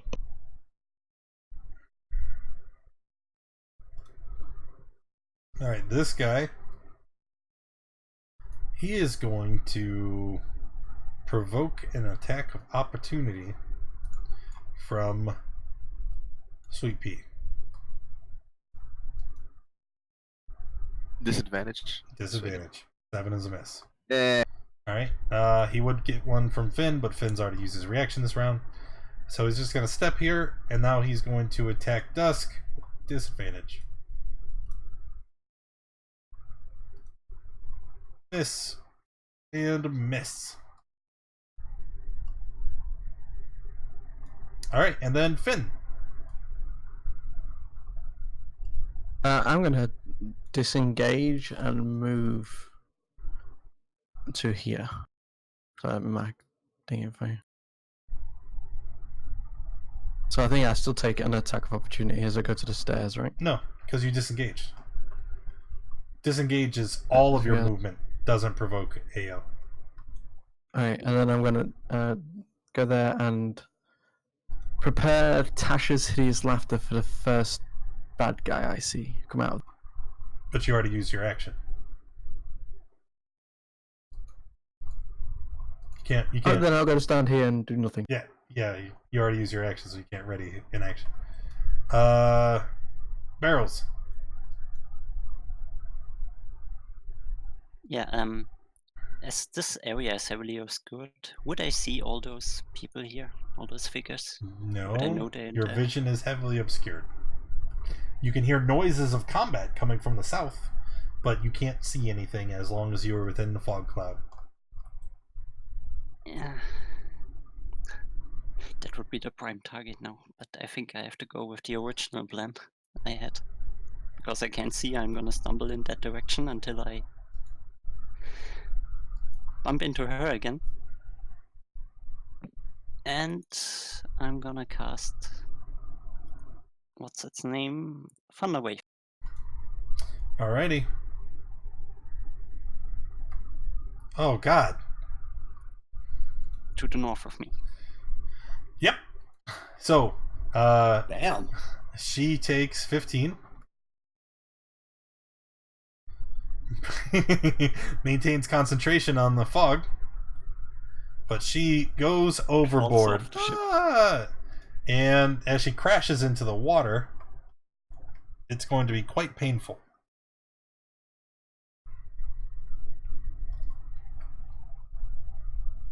She takes another 11 damage. And the 11 damage is enough. She crashes into the water, stops concentrating on the fog cloud. Bonus action on my turn. I'm gonna summon one of my spirit totems, which will be the beer totem. The beer totem? That Right. sounds badass. Yeah, my pronunciation of beer and bear, and yeah. It's not my native tongue. It's alright, I forget. Okay, so everybody in this circle would get temporary hit points. 2? How many? 5 plus 2, so that's 7. Alright. So, all the friendlies. And you track your All the temporary friendlies, of on course. your red, on your bar. Like when you click your token, the red circle, that's your temp. And that is my turn. Oh, I see. It's his turn. Alright, so Dusk is going to... is this your animal form or your hybrid form? I'm going... Oh, yeah, that's the wrong one. I'm going hybrid.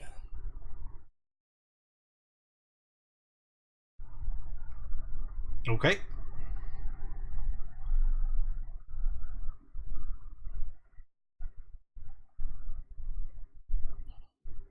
And I only get an offhand attack because that was the action. Alright.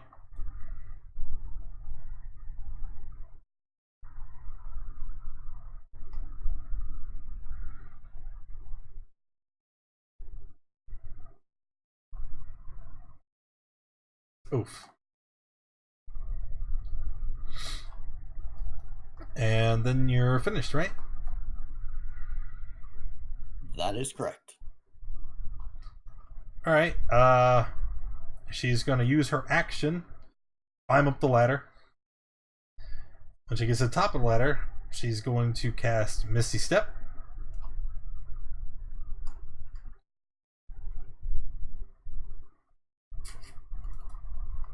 Trying to find her sheet.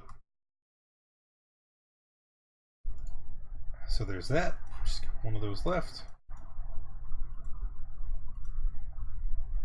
And then with her actual action, she's going to she's going to Ray of Frost on Barrels. She did not like what you did there.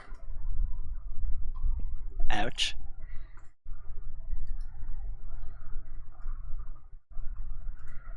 And then the captain is going to take his turn. He runs forward, jumps over the banister, landing here, and he pulls out his scimitar and glares at Sweet Pea. And it's like, when I say he glares, I mean he looks at you, he turns his face, and he sneers as he attacks.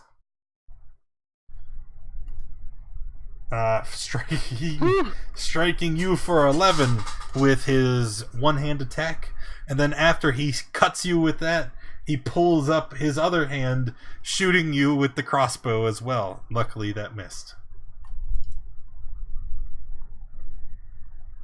Alright, gotcha. Sweet Pea, your turn. Okay, now I sneer back at him. And then I go into a rage. There you which go. I forgot to do. And then I'm swinging my great axe at him. That is a hit. Okay, good. Then that is it. Mark. Can I throw the dwarf? If you're able to hit him and do a shove, then yeah. You could move him 10 feet in any one direction. Although I don't think that's gonna get what you want, because that would just put him at the edge of the boat. Okay. 11 is a miss. That's it. Alright, the bandits now. They are going to attack. All with their scimitars again. Quandle. Ooh-wee. Yeah, that's a miss. Dusk. Got two and like it. Who we got? Sweet Pea and Mark. Sweet Pea, Mark. And then Quandle, you're up. I'm just going to ignore this guy and walk next to this one. Miss again. And then Lol.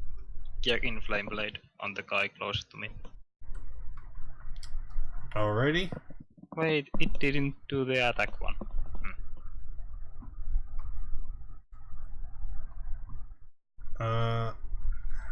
No, that is suspect. Alright. Gorgeous. 6, 7, 8. The first mate dies. And then Green Flame, it jumps to 1. Yeah, the second one 8. should only take 4. It shouldn't take the critical hit damage. Oh, because Green Flame is extra. Like, it's not, Yep. okay. It's my intelligence. Okay. Well, that's all. Alright, Finn.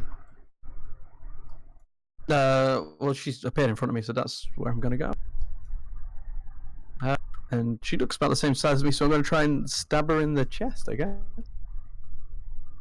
Wow. I actually think... I don't know what she's supposed to be.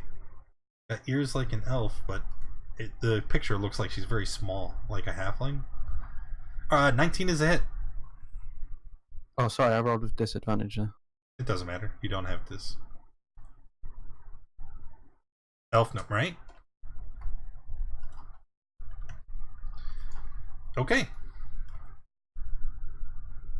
And, yeah,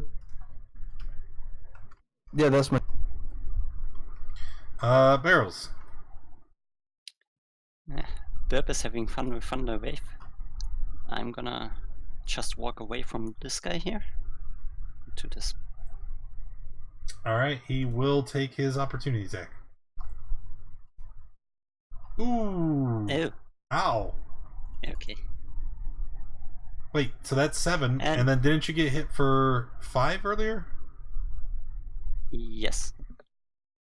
You didn't mark it on your sheet. Oh, temporary hit points. That's why. Sorry. Yep, already subtracted them. And once I'm here, I'm gonna cast Thunder Wave again. 15-foot cube to the south of me. You're a monster.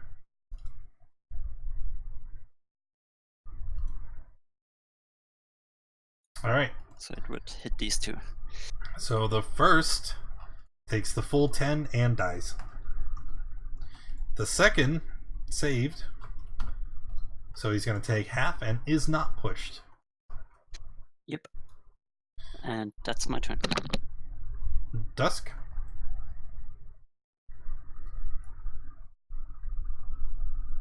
Does my jump height increase as this form? All of the benefits of your form are listed on your sheet. If it doesn't say that your long jump increases, then it doesn't.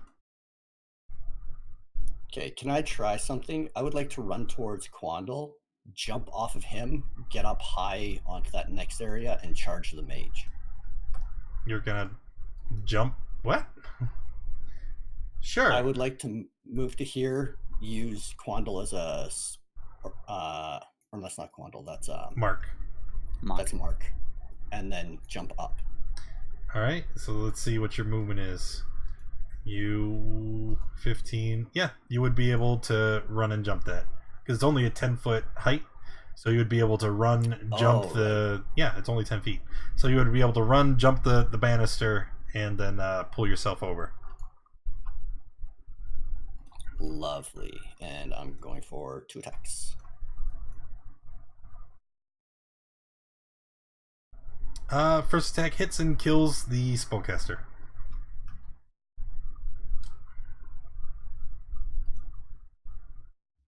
And then I'll just move over to here with the rest of mine.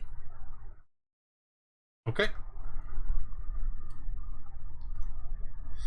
The captain is going to first he points up at the crow's nest. You sound the alarm!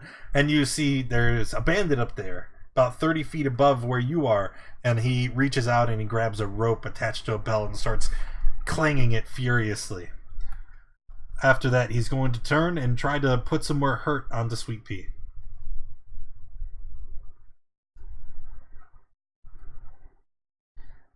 Go.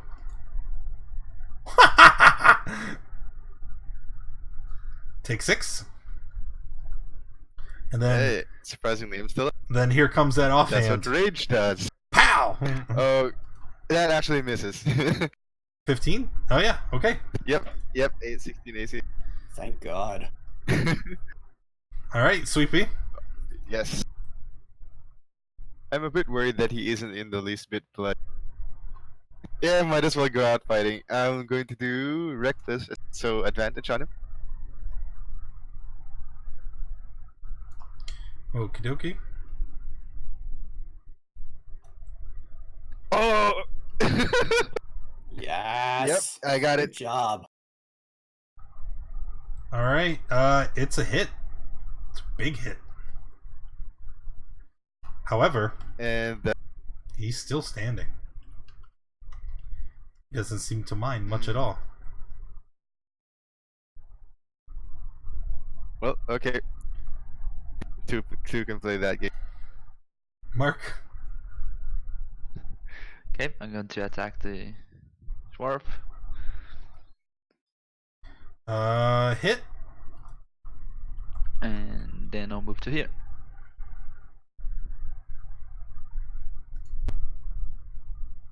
Okay, so you go 5 and 15.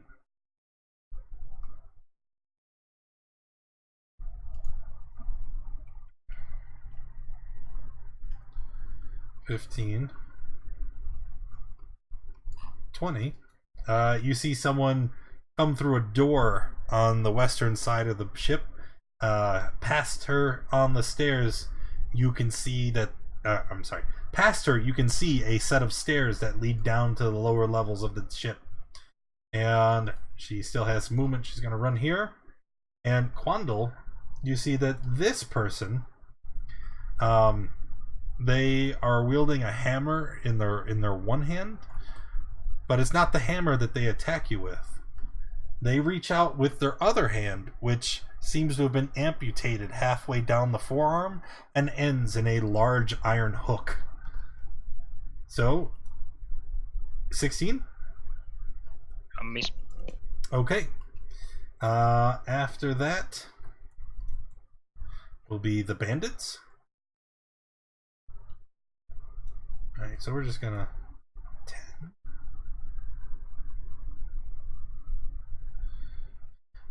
No, I gotta do them one at a time. Damn it. Give me a sec, sorry. 15, 20. And then I'll put them here. Only 5, 30.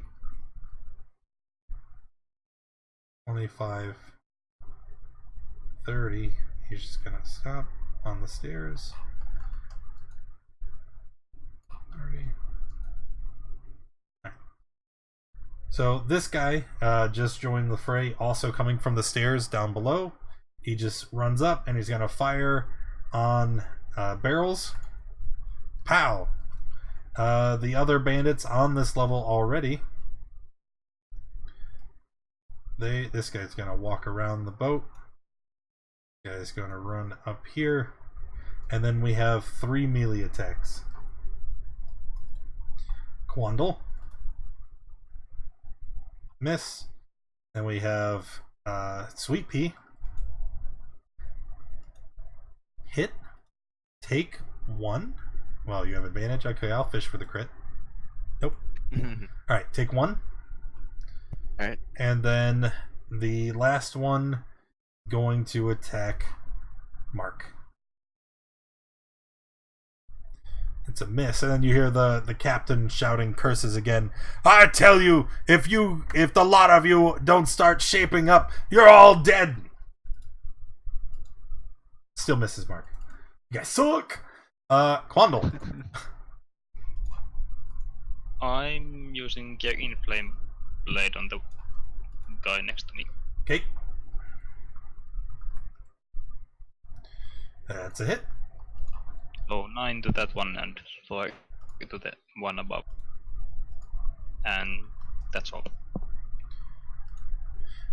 Finn?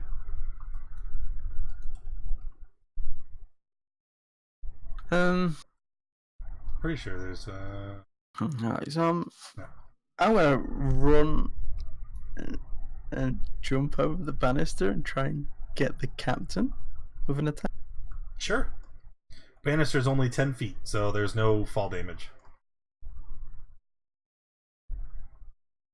So, and I mean, I'm technically can stand in his space, right? So No, but you can stand in the one next to him. I'm a midget, so I can stand in his space as well. But I'll stab him from. It's not a very nice turn. Hit.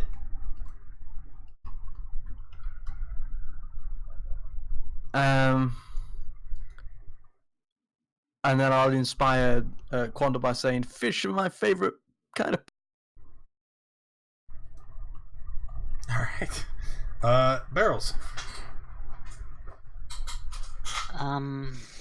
Gonna use a Thorn Whip against this bandit here that looks pretty wounded.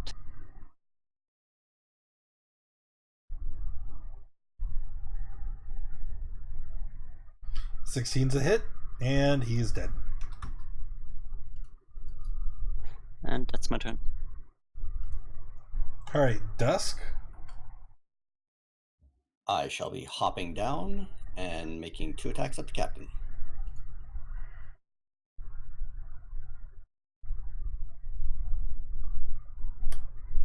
Okay.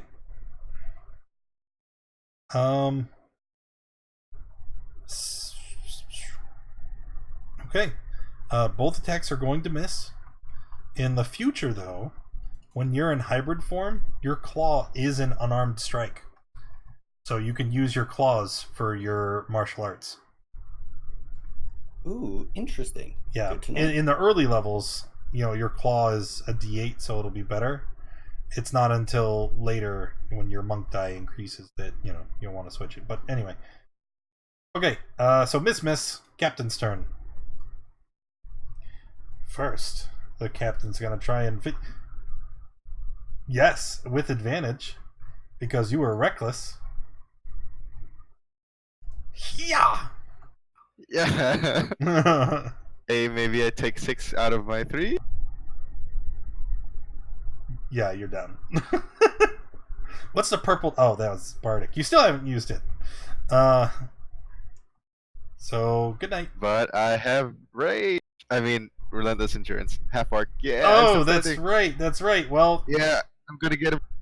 Well, that's if this misses too. Pow! Oops.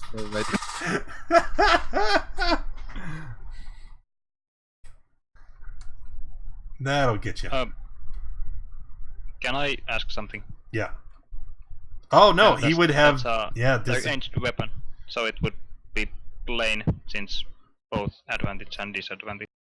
That would be true. That would be true. So 8 would be a miss. You're at 1, buddy. Okay, and then it is your turn. Hey, guess who I'm attacking this turn? The bandit. The robot. The bird. We need him alive! What? Oh, wait, what? Right. We do. Okay. No, we don't. I mean, we'd preferably have him alive. Hey, Maybe less he's talking, useful. more combating. I'm enraged. Rawr. So I'll just dump everything I have. I'll just use the inspiration and Reckless, got it. Go. Do another Swing. reckless, Make them just- attack.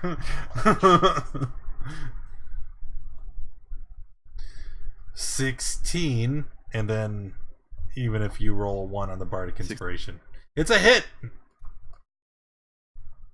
Oh god, and he is 16. He is not down. He looks at you and scowls again. Arr! You hit me like that again, and I'll string your insides on your outsides. That was a good hit, though. Holy. Yeah, really. All right, Mark. Okay, I'll try to knock the captain out. And fail. And that's my turn. The bandit is going to attack Quandle.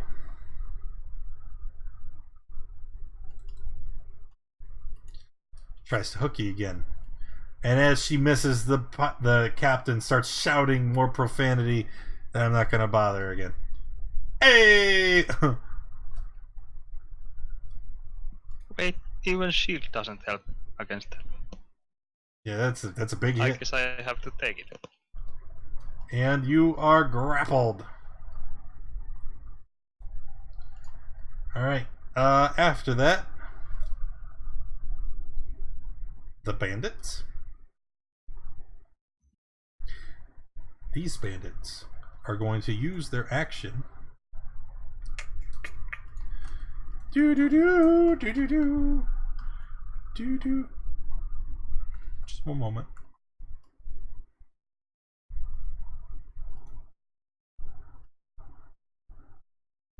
Okay. Do do do do do do do.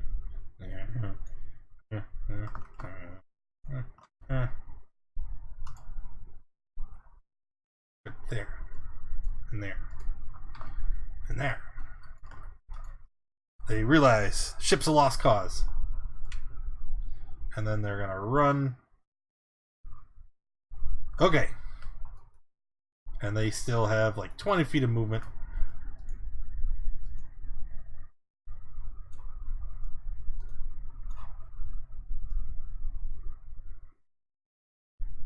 Yeah, we can squeeze in here. Alright, it's bandit time. 2 attacks versus Bondle and Barrels.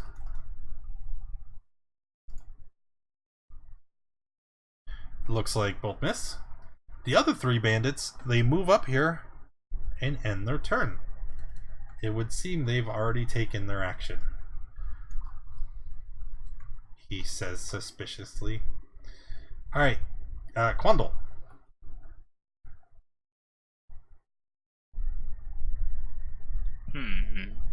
I guess I'll attempt to stab the wife again, the bandit. And I would like to use the inspiration. Okay, you don't have to roll. +1 will make it a hit instead of a fail. And he's dead. Okay. Okay, I guess that will be all.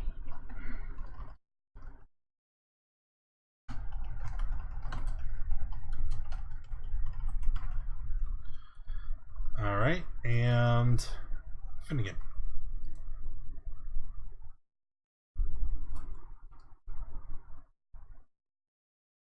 I'm going to try and jump up and knock out the captain.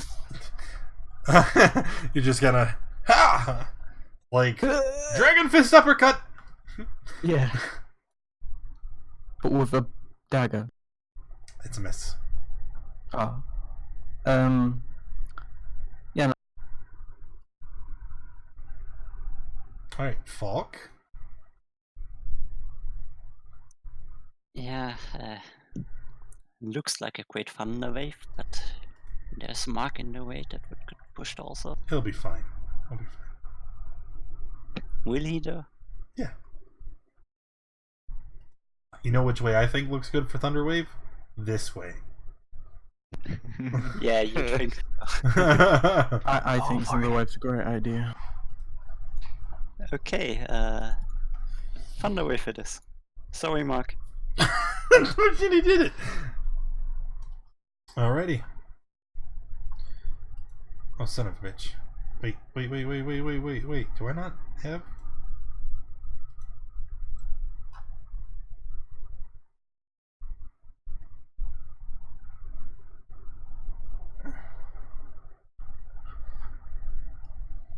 Give me one quick sec. Just realized that I have made a grave mistake.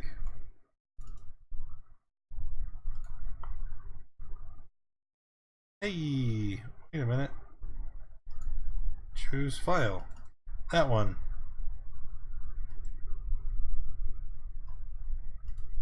Am I hitting the wrong button here? Where is my... Alright, screw it. I don't care anymore. Oh, I was hitting the wrong thing. Because we need to be way up here. How can you roll that low on your con save?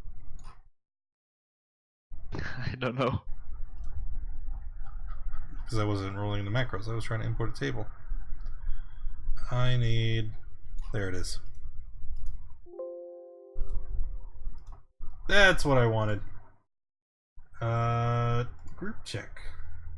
Yes, and thank you. In the bar. There it is. Okay.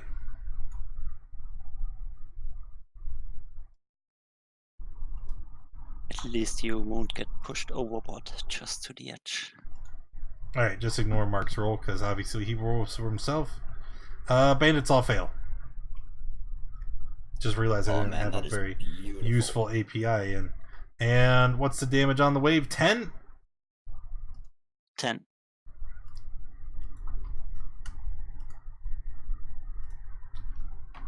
And they get pushed back And 5? 10? they get pushed back 10. Ah! Alright, well then, those are dead bandits, because they were only at 1 after the thunder wave, and then when they crash into the sea, they would die. Gruesome. Yeah, bonus action. Sorry, Mark. And... Oh, wait, I can't talk. Yeah, that's right. Never mind then. And Alright, Dusk. Attacking the captain. That's a hit, and he is dead? Question mark?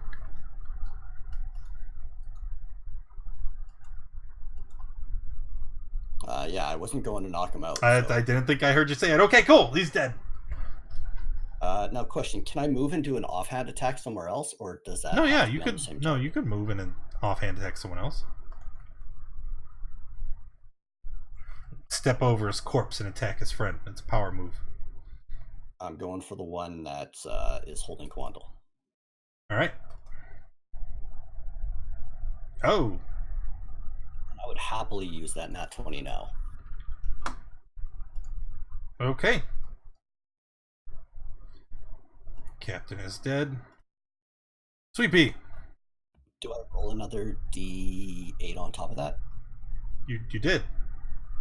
Oh, never mind. What are you talking about? So. Oh, sorry. Disregard advantage. That's a 5. That. I was attacking the guy below me.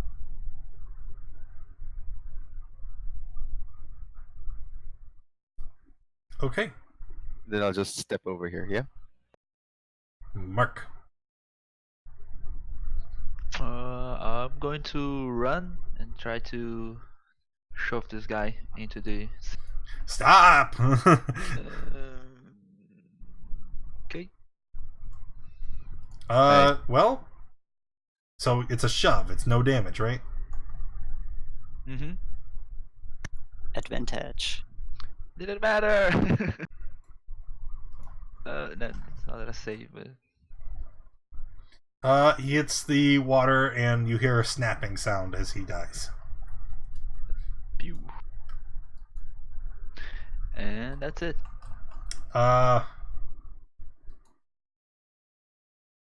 The script. The hooker is going to unhook Quandle. It's got to turn around and try to hook the kitty cat. It's the bosun, right? Yeah. Hook! Nope. Failed. Bad. Gonna die. One bandit remaining. He puts his hands into the air, drops his weapon. I surrender!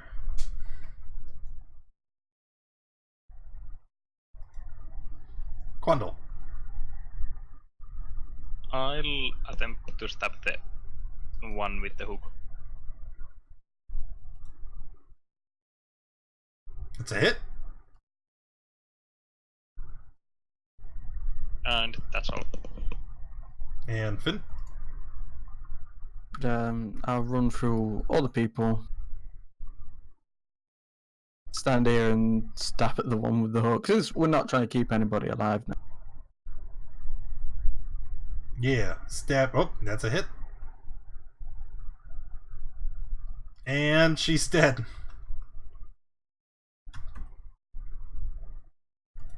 Yeah. Yeah. I won't Poor inspire guy. anybody. I will just surround this bandit and keep him. He's mine now. So let's go through. Tumbling. Would you like to take an action? Tumbling. Barrels. You, bird. Where did they come out? This door here? Yes, there. Remember, there are doors on either side. I'm gonna walk toward that door and peek in. What do I see inside? It's a stairwell that goes down. That's all you see. Would you like to go down the stairs? Yeah, I would like to go down the stairs. I have. One second, let me check how much movement I have. You would have 10 feet left. 5 feet now. Is that fire I see? That is fire. As you make your way down the stairs, you can see billowing black clouds of fire coming up from the lower hold.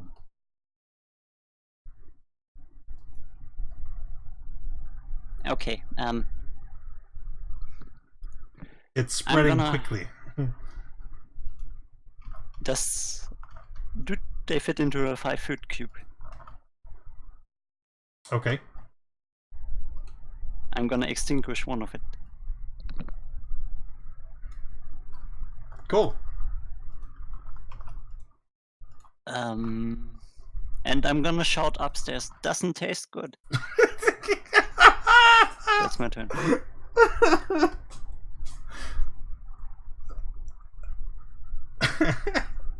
Alright, Dusk. I'm going to throw a pair of manacles on the ground next to this bandit and see if someone wants to put them on him, they can, and I'll run downstairs and see what's going on as well. Okay. So it'd be 5. This will be 15. Looking for captain's quarters. You're looking for... Well, when you go down the stairs, this is what you see. I told you it doesn't taste good. And you have 15 feet of movement still left. There's a door behind you that leads into the rest of the hold. So just directly off to my east? Yep. And area you're in for... this looks like a crew's quarters. It smells pretty bad, especially since, it's full of fire. And you can see the staircase that goes up and doors and stuff. Well, I have no way to help with this fire, so I'm just gonna move over and pop that door open.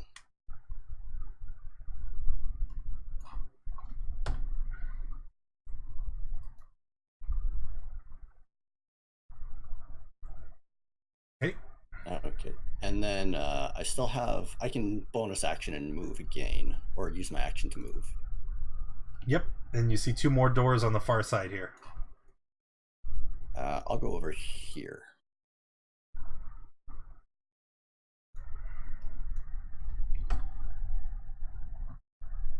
This room looks like a cabin. It's along the bulkhead. You can see is an enclosed companionway. There's a single bunk, bed linen heaped in a pile set against the wall. The foot is a brass-bound wooden sea chest, its lid closed.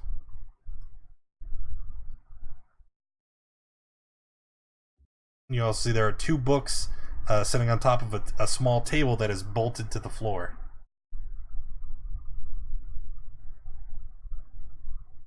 Okay, I guess that's my turn for now. Yep. Sweet Pea. I am... The stairs are over here to the left. There's doors right behind you as well.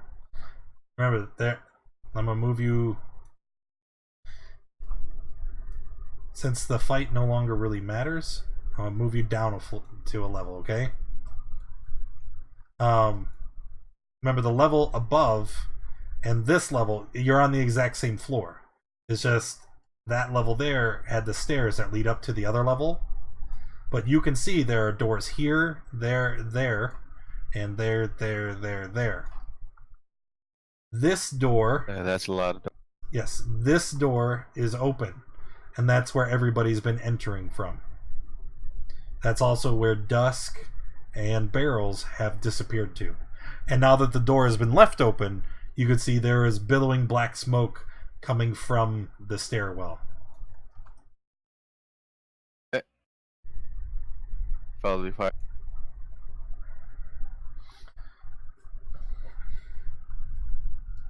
Six just lands me right on the stair, so I suppose I get to. Then on my way there, I'll just chug a potion. Then that's it. Okay. Mark? Do I see any bucket around here? Looking around, a bucket is not one of the items that was listed on the main deck. Okay. That's coil. I'll try to open. Try to open one door. This door here. Okay. Opening this door. The cabin is clean. Furniture is in good repair. You see a single bunk made with bed linen opens up into this huge chamber. The head of the bed lies against the bulkhead running along the center line of the ship. And there's a wooden partition that squares off the corner of this chamber. A writing desk is set against the hull towards the stern. It has a drawer on each side and 3 trays on top. Also on the desktop, just in front of the trays, is an inkpot, quill pens, a small knife, and a pewter container that resembles a pepper pot. And against the hall is a padded leather couch. In front of it, a bearskin rug. And underneath the couch, you can see clearly from the light in the cabin a large metal box. Okay, I'll enter the room and try to look around, see if I see any bucket. And how far have you moved this turn? Is that your full 30? Because we are still in initiative. Yeah, I think it is. Okay. Yes, I think I moved 25 or 30, but it's okay. Do I find any bucket? No bucket. No bucket. Yeah. So I'll try to grab the contents of the table, the ink, the papers, and everything, and put on my bag. And that's my turn. Give me 1 second. I'm gonna copy that so I don't lose it.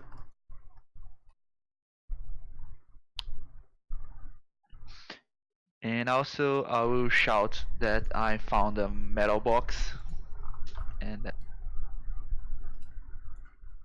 Alright. The lone bandit, he has surrendered. He just has his hands in the air. He's looking around nervously. He looks at all of you, and then he makes a break for it. Quandle and Finn, you would get to make an attack of opportunity. I'm just going to yell that let him go. Yep, he jumps overboard, lands in the water to some unknown fate. As you guys are standing here, you see that one of the other doors on the main deck opens, and out come 3 lizard folk.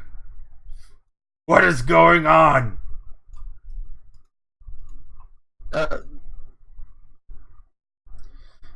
Finnegan. Fire! Fire below. Captain said go put it out, quick. If the ship is on fire, it's because they've abandoned the ship. Don't talk to me about Captain's order. Get the Jenny boat into the water. And he points to the thing you're currently standing on. Oh, okay, help me. They all rush to the boat and they start undoing the rigging.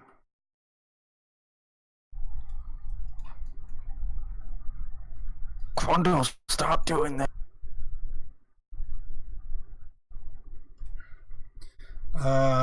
Let's see where we are. Barrels, what would you like to do? Oh, wait a minute. It's a new round.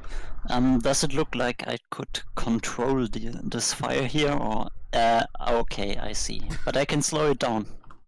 Right? Sure. No. No. No, you can slow it down, yeah. Do your druid thing, buddy. Okay, another turn of control flames to try and keep that under control as far as I can. Alright. And that's it. Alright, I'm going to move in, grab the 2 books, throw the chest in the bag of holding. Chest into the bag of holding. That's funny. The chest is too large to fit through the mouth. Alright, I'm going to try to pick it. What room are you in? 13. The chest. Neither locked or trapped, so you just open it, and inside is a couple pairs of clothing and some boots, but nothing else. All right, well, I'll take the clothing, the boots, and the 2 books on the What? cabinet and check the drawers. There's nothing. All right, moving to the next one then.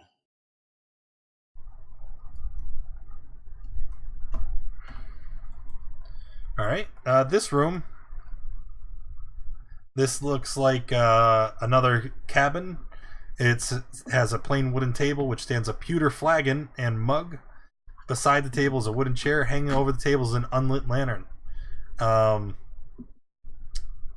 Also hanging from the ceiling at the end is a large cage that holds a parrot. Apparently, it's squawking and flapping and making all kinds of noise as the smoke fills the chamber. And the parrot is panicking. And it just squawks repeatedly, "Rock, abandoned ship! Abandoned ship!" I will grab the parrot, the lantern, and yell out to Falk to control the fire as long as he can, and then I'll move upstairs.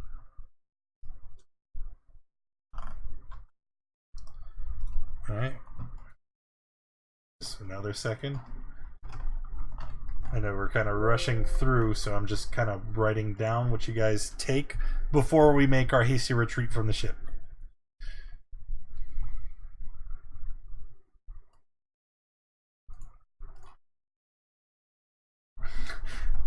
I can't wait till you walk upstairs and you got like a dress, a pair of boots, a parrot cage, and you're like, "Come on, guys, we gotta go." Well, the majority of stuff is in the bag of holding. The parrot, obviously not.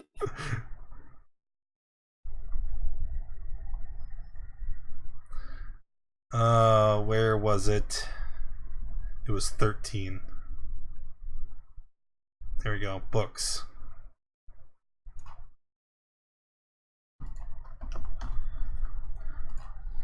Okay, so then that's your turn? Oh, you were going up the stairs? Yeah, I'm going upstairs. Okay, at the end of the stairs is a door. You can open it with your free object interaction. Yep. Which leads you back to the main deck. And I'll end the turn by saying, which way to the captain's chambers? Sleepy. I take a peek downstairs. Alright, that's 15 feet of movement. Everything is... Because Barrels is still on the steps. Yeah, is he on his way up? Welcome to my personal hell. This is fine. Yeah, this is fine. Yeah. So, I don't know. I'll try to. Good thing I bought a blanket earlier. I'll try to use it and whip at the fire or something. See if it helps. Okay, sure. Just sort of swatting. Yeah. Nah, I'm not gonna even give you a roll. So you take this matty old blanket that you found, and you start swatting it at the fire, and then in a moment you're just kind of swatting around this giant wool blanket that is also on fire. Well, I tried. This is fine. This is fine. You can take care of it. Do you have anything else you'd like to do? I will take another 15 feet of movement to go back.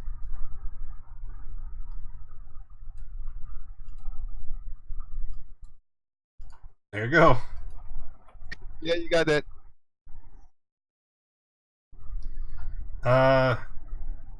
Mark?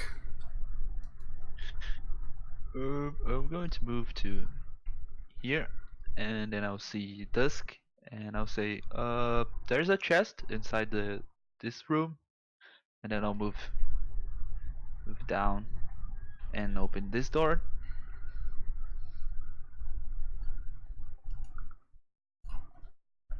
It's just stairs leading down to the next level. Okay, no buckets, right? No buckets. And then I'll move to here, and that's it. Alright, the lizard folk continue to mess with the boat. They get it freed from its rigging, and they start pushing it to the side. Come on! Everybody in quick! You guys have one final round before the lizard folk shove off and the boat is lost to the fire. Alright, Quandle. I would like to move to the location where the bandit jumped. and see if I can see him. No. No, you're quite certain he drowned. Well, did we get on the ship? Like on this side? Yep. So there is some kind of rope I could use to get down. Yep, there's a rope ladder, remember? Although the rope ladder is now on fire! Ha ha ha! I'll just yell, see ya, and jump. Since I can swim quite well. Okay. It is still a 20-foot drop, so you take 7 bludgeoning as you hit the water, but then you are able to be fine. You're just kind of treading water as you make your way to the boat. Okay.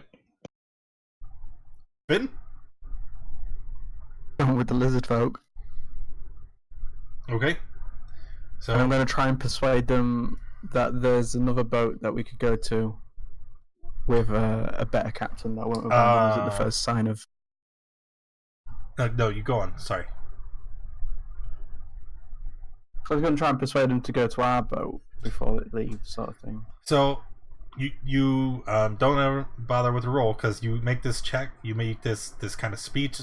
They go and they look at your boat and they say it's too small. Remember, your boat can only fit 8 people. No, I'm on about after we leave. We go to the bigger ship that our captain is on. Oh! I thought you were trying to get them to just join you in your little. No, I'm trying to. Oh. No, I'm trying to persuade them to go to the crew and hand themselves into the captain, since the captain wanted somebody from this crew. All right. So the lizard folk, they listen. They don't make it a commitment either way. But as they are loading up the boat, one of the lizard folk turns and levels a finger at Mark. Hey, while we get the boat, you need to save my friend. Oh, where he is? In our chamber. Bims, you have to save him. Okay. Where's the chamber? They came from here. Okay. All right, Barrels? Still trying to fight the flames, huh? Yeah, how long would I be able to stay down here? Like, what's my... Ooh, because you would be running out of oxygen, huh? Your lungs are starting to burn. Yeah, that too, and the fire seems to be spreading still. Mm-hmm. Must be getting hot, so... Oh, yeah. How much longer do I have here? You got like 6 seconds before the ship is lost entirely. Cough! Okay, I'm gonna go upstairs then. Okay. And is that a dash? Because it's 15 to get to here.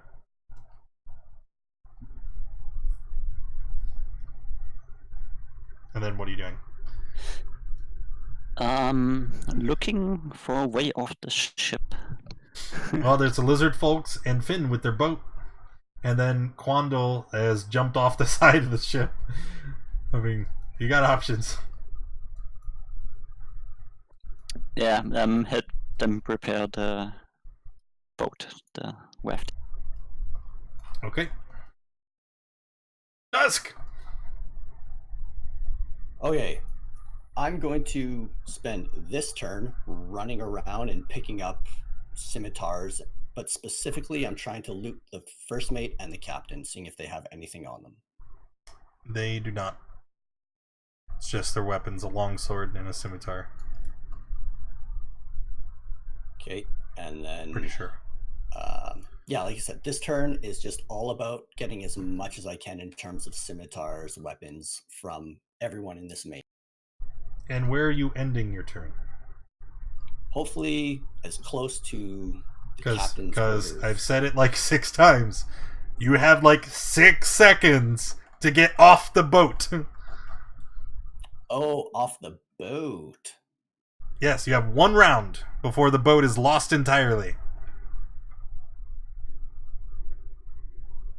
Okay, well then scratch that. Yeah, get your fucking boat. I'm gonna run in here, try to pick that lock really quick, and then I'll run. The drawers of the desk were locked, and then there was a chest. So which are you going for? I'm going for the chest. Chest is locked. I need a thieves tools check. Need a beat 12. All right, you open it up, and inside, you open it up, and a blade pops out and slices towards you. Make another dex save. 14 is a pass, so you manage to pull your hand back and only get a glancing cut.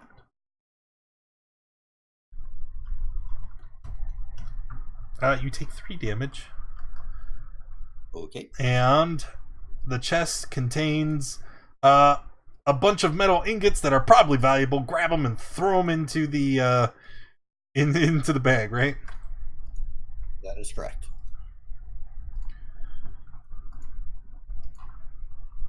And then booking it this way, so that would have been that, and I'm off the boat over here. Cool. Sweet pea.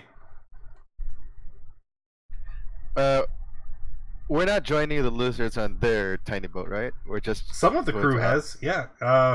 Barrels and Finn are in the lizard folks' boat. Would I fit? Yes. Oh, okay, then that's closer. So sure, I'll hop.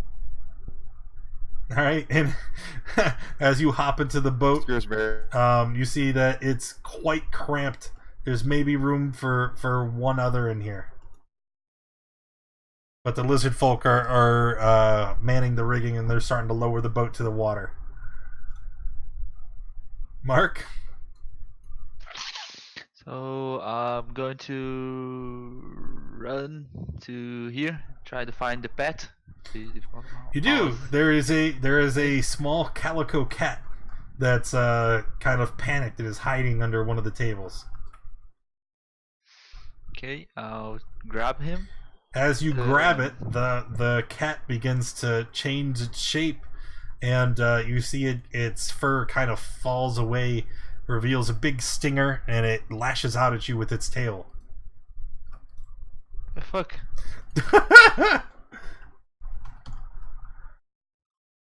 One second.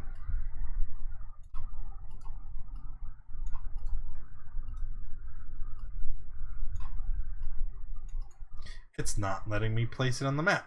What the hell? Anyway, it is one of these.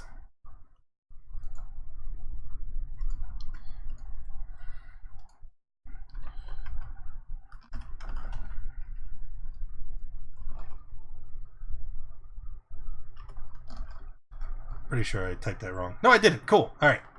Yes. It turns into a small dragon-like creature, and it hisses at you briefly. It's okay, little friend. I'm here to save you. And then I assume I'm holding it. Sure. Okay. Then I will go to dash to the boat. All right, and then as you land in the boat, you exceed the weight limit, and it sinks to the water as the rest of the ship goes up in flames. You guys row to shore silently, and then once you get to the shores, just under the haunted house, what would you guys like to do? I would like to attack the lizards. What now? All right. Let me add us back to the other map.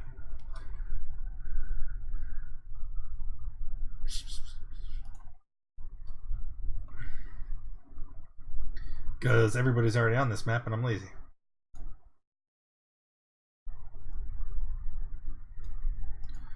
Do.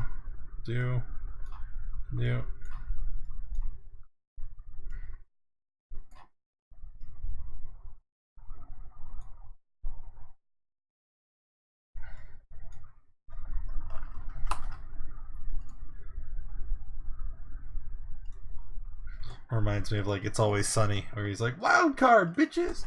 It's like.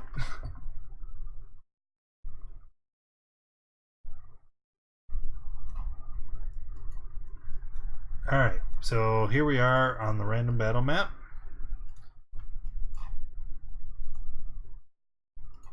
I'm just gonna do this.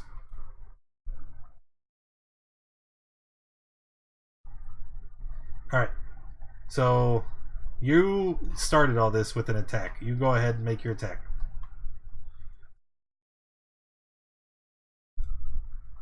Alright, I guess technically the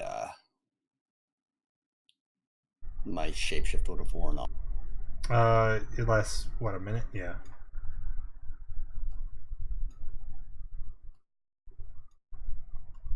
Because it's like 30 minutes back to shore.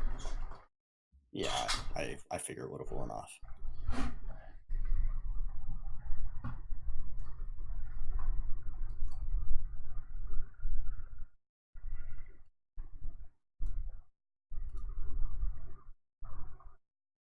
Wow. Both of those miss. Yeah, that's amazing. Alright, so Barrels, what would you like to do? Seeing as he just stabbed at one of the lizards, I'm gonna attack the same one with a thorn whip. The lizard folks all they return looking very indignant. What? Why have you done this? And that's a hit.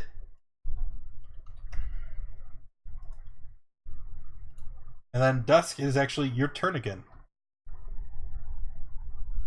Beautiful. Hopefully this can go better.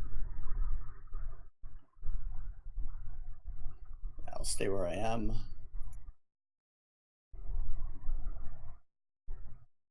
Yeah, gross. 17 will hit.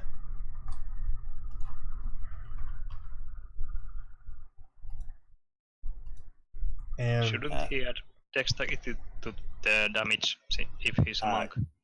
I thought you didn't add your proficiency or your dex modifier to the offhands. No, you don't add proficiency, but you well, for one, that's only for offhanded weapon attacks if you don't have the feat. But for a monk, you add your proficiency to the attack roll, and you add your dexterity modifier to attack and damage. Oh, that's news to me. Awesome. I will change that.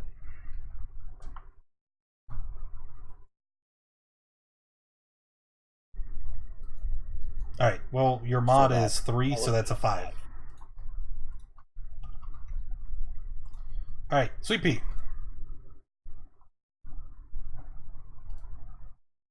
I'll move up and ready an action. Why isn't it let me... I'm still not sure if... Are we actually attacking these guys? I had no idea that there was any conversation with these guys, so that's where my head is. Oh, well, these guys are friendly, by the way. We rode with them on the... Not anymore! You dare attack us? We just saved you! We prepared the boat! Yeah, that's true. They're also smugglers that probably need to die. There we go. But you're a criminal too, aren't you? I'm just following orders. Oh, it's not needed. We can resolve this without fighting. It's not like they try to attack us. Well, we were with them on the boat. Everything we was.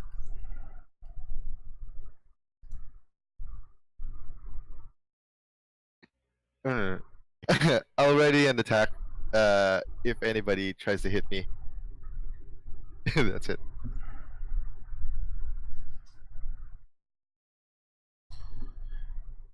Okay, anyone attacks you, you attack them. Got it. Bundle?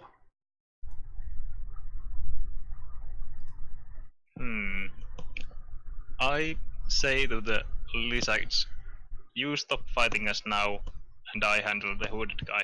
No! You've attacked us! He attacked you. And then they level a finger at the bird. I handle him too. Finger at the bird. Alright, so what are you doing for your turn? So it sounds like they don't want to make a deal. Well, they were just betrayed. I don't think they trust you.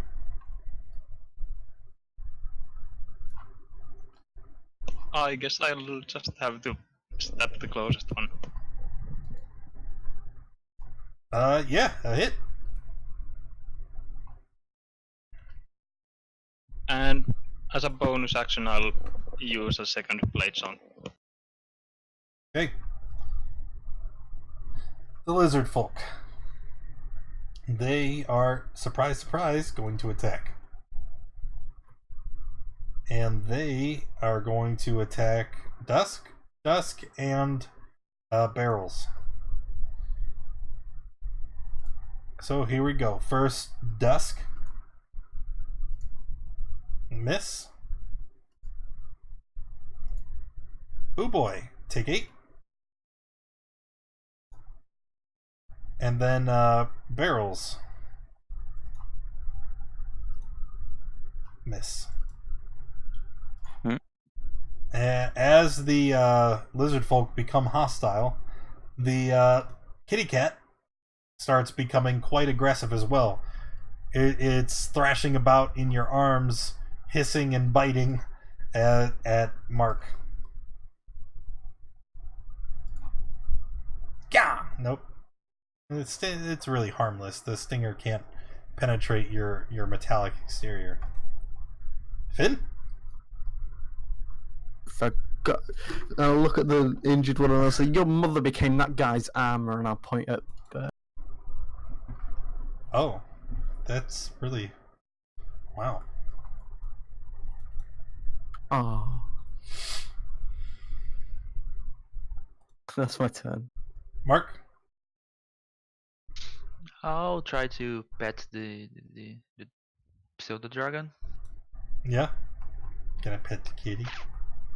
and that's it. Okay. Barrels. Barrels is very confused right now.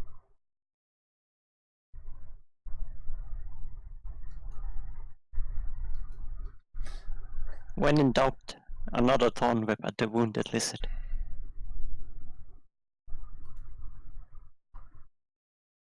Yeah, you got him good. No, I didn't, but yeah, end of turn. Dusk? I guess I will take another 2 shots at this. Ooh. Actually, I'm going to disengage.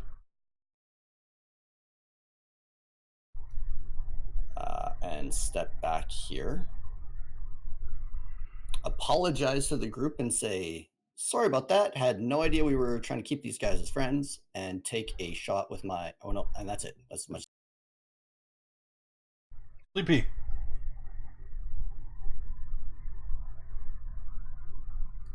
Can I yell out something Sure. quickly?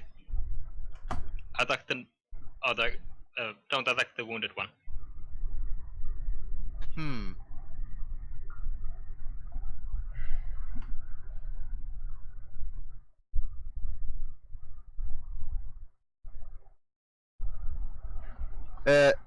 Come on. I'll just use my last. I'll use my last rage and yeah, sure. I'll smack the guy in the head.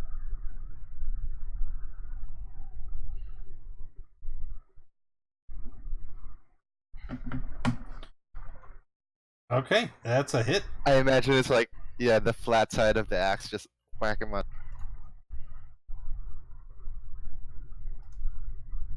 Quandle. I'm going to cast sleep so it hits us. And since I'm an elf, I can't put people to sleep. Sure. So 25 HP.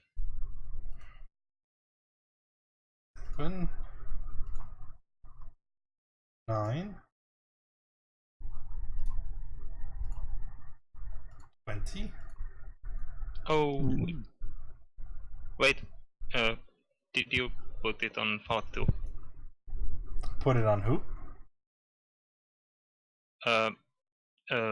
Manacles, you have the unconscious on him. I would be unconscious with that cast, yes. Yes. Yeah, but I aimed it so it hits only these. It's a huge... Yeah, I know. And this one would be ineligible. Yeah, but I'll take... wait a second. Yeah, sleep is it's a huge area. Yeah, but I want to aim it like this. Yeah. Okay.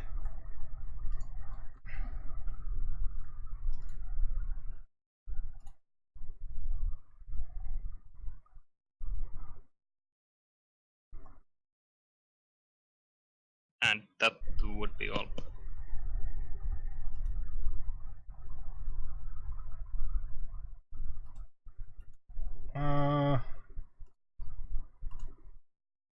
Alright. The one remaining lizard folk who is not asleep is going to split his attacks. First against Falk, second against his sleeping friend as he shouts, "Wake up!"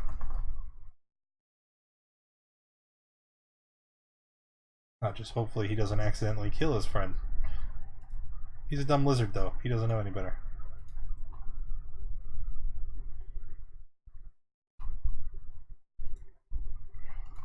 And then Falk has to be not a bite, and it's miss.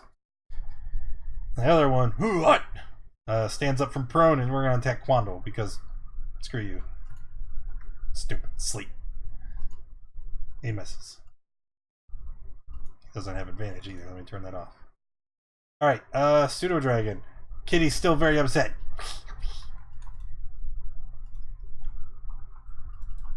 And then Finn. I'm trying to be nice, but okay. I'll stab The one here? Yeah, the sleeping one. Yeah, you have advantage.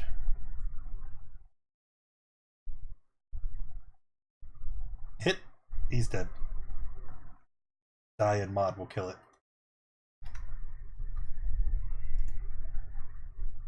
it. That's my turn. Alright, Mark? I'll keep petting the dragon. Yeah, calm down, kid. Barrels. Not a phone whip against this lizard. Miss. That's my turn. Dusk.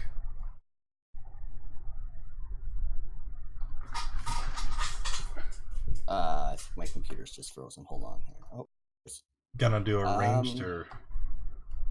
Yeah, ranged at the one that's in front of Sweepy.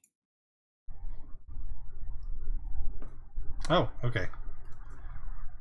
Hit and dead. And before the turn finishes, again, apologize to the rest of the group. Sorry, guys. Sweet B. Finish what is. I'll do reckless on left.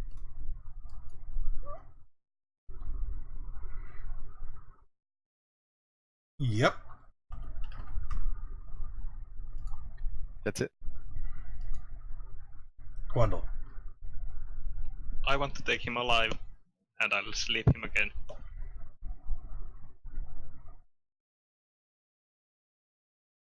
Go ahead, get sleep. And now I don't care if someone else is slept. That's.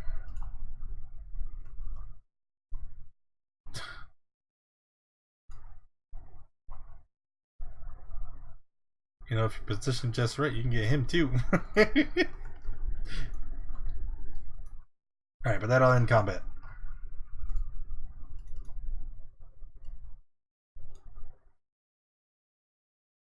Now what? Okay, so I'm going to use my action surge to pet the dragon 2 times in 6 seconds. Okay. The pseudo. That is the best use of action surge ever. The pseudo dragon starts to calm down.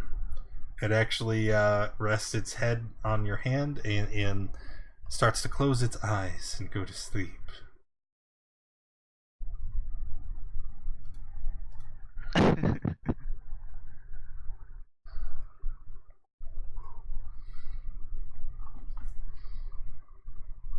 So, I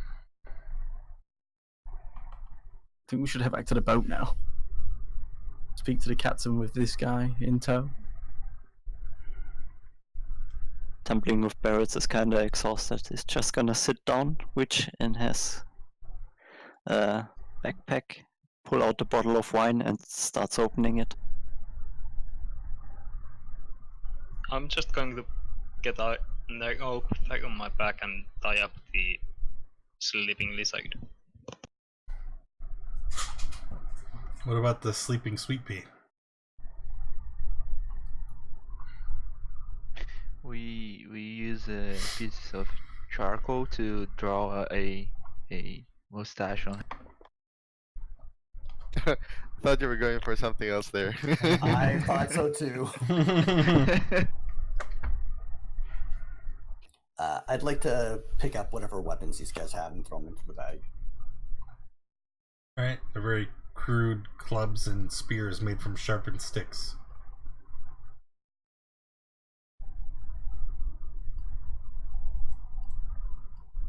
So I'd like to take out the things I got on the boat, the papers and all.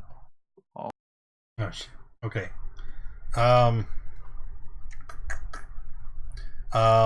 You start looking through, you see that many of the papers are bills and receipts for various items of marine supply. You find a letter which contains they look like love letters that contain very personal and intimate details, and they are written to 3 different women in 3 different ports, each of whom is under the who is writing to Miss. They each call themselves Mrs. Sigurd Snake Eyes. And you also find a curious semi-literate document requesting a further supply of ironware as per previous consignments at the agreed terms. And the signature here is in the form of a pictograph and shows a lizard with a forked tongue extended. And then the last document is a request, again in the same kind of semi-literate. That last document that we just described. Eventually, looking through it, you're able to piece together that the lizard folk were asking the smugglers for weapons.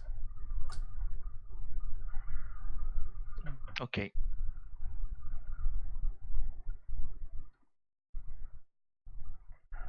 I would also like to take a look at the 2 books I picked up, as well as those metal ingots. The books are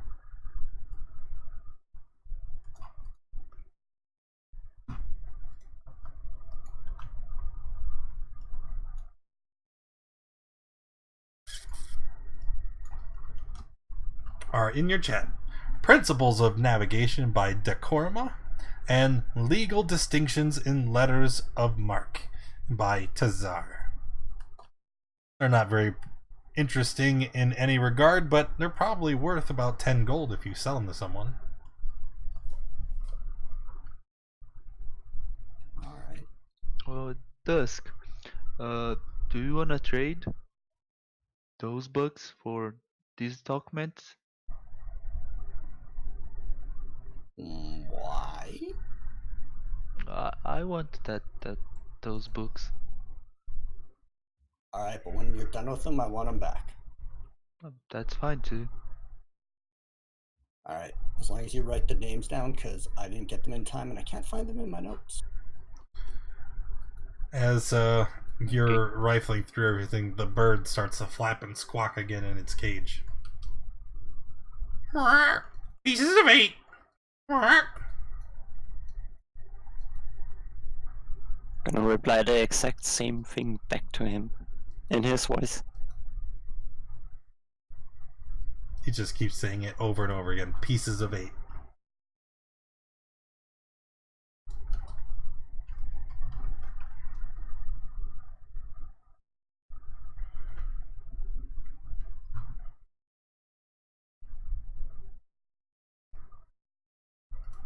And as far as looking at those metal ingots, they look to be made of electrum and are probably quite valuable.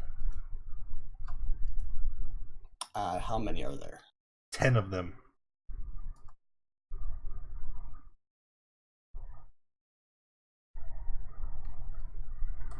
All right. And then let's start wrapping up. After examining your ill-gotten goods, what are we doing? I would take the sleeping lizard to the town. To the town? There was someone else suggested taking him to the captain. So, which is the it? Captain still? Did the captain not leave with the boat? Good point. Nope, captain, it's gone. Ship is shoved off. Then we take him to the council and tell them that this is one of the smugglers or something. See what they can do. Yep. Okay. Yeah. That And sounds right give to me. them the documents and everything. They look over the documents and they say, it mentions an exchange of metals. Did you find any such ingots?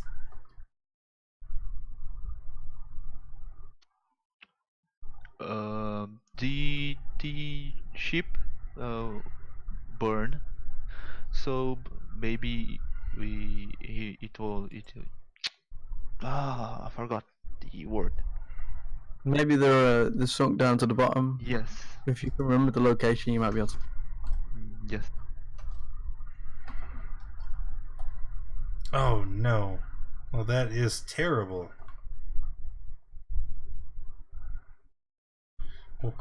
Well, I'm afraid then it looks like this is everything we need. And he gestures, and some of the city watch grab the man and start to escort him to the prison. The man, the lizard. And then he looks to all of you and he says, well, let's talk about your compensation. And he pulls out a document and hands it over to you.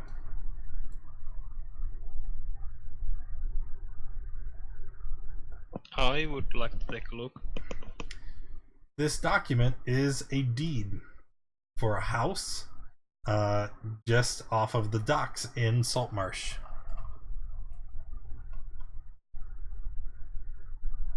Nice.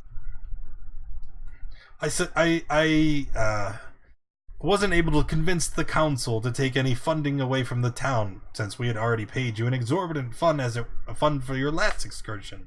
But we do own a property that is currently was not in use, and we agreed that we could give you this property in exchange for your services in aiding the town.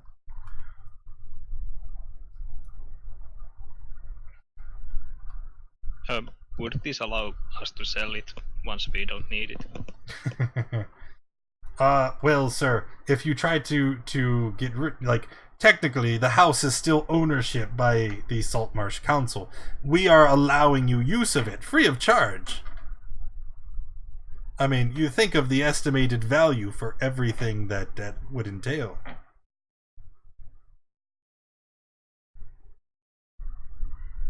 That's good enough. Don't you guys think? Having a place to sleep for you guys is good. That works for me, especially as how we're going to be in town for a while. All right. And then that is me and the boys. That's gonna be it for today. Let me go ahead and calculate experience. And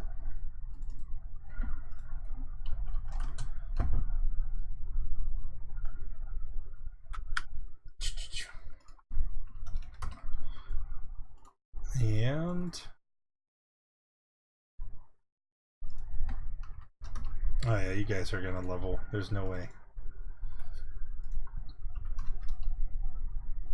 What are you guys at right now, experience wise? 433.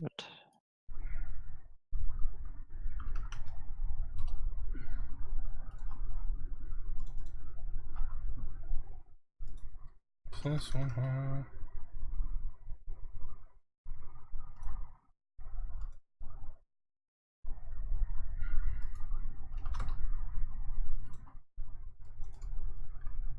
Okay. In the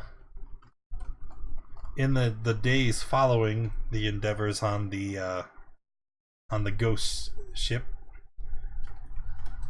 which was the name of the boat. I don't think we ever established that. The Sea Ghost.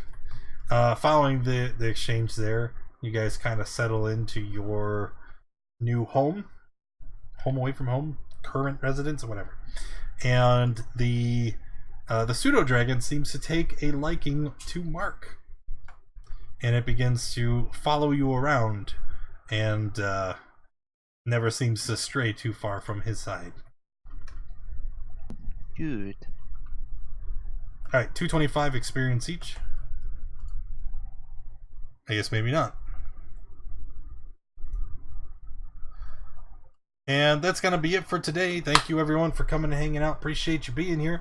If you enjoyed the stream, make sure you hit that follow button. If you haven't already, join us in the Discord. It's where we hang out through the week. It's where we organize our games, and that's where you need to be if you want to get involved yourself. And I will see you tomorrow at 7 Eastern for Sashkin the Thick Boys. It's going to be a lot of fun. See you next time, everyone.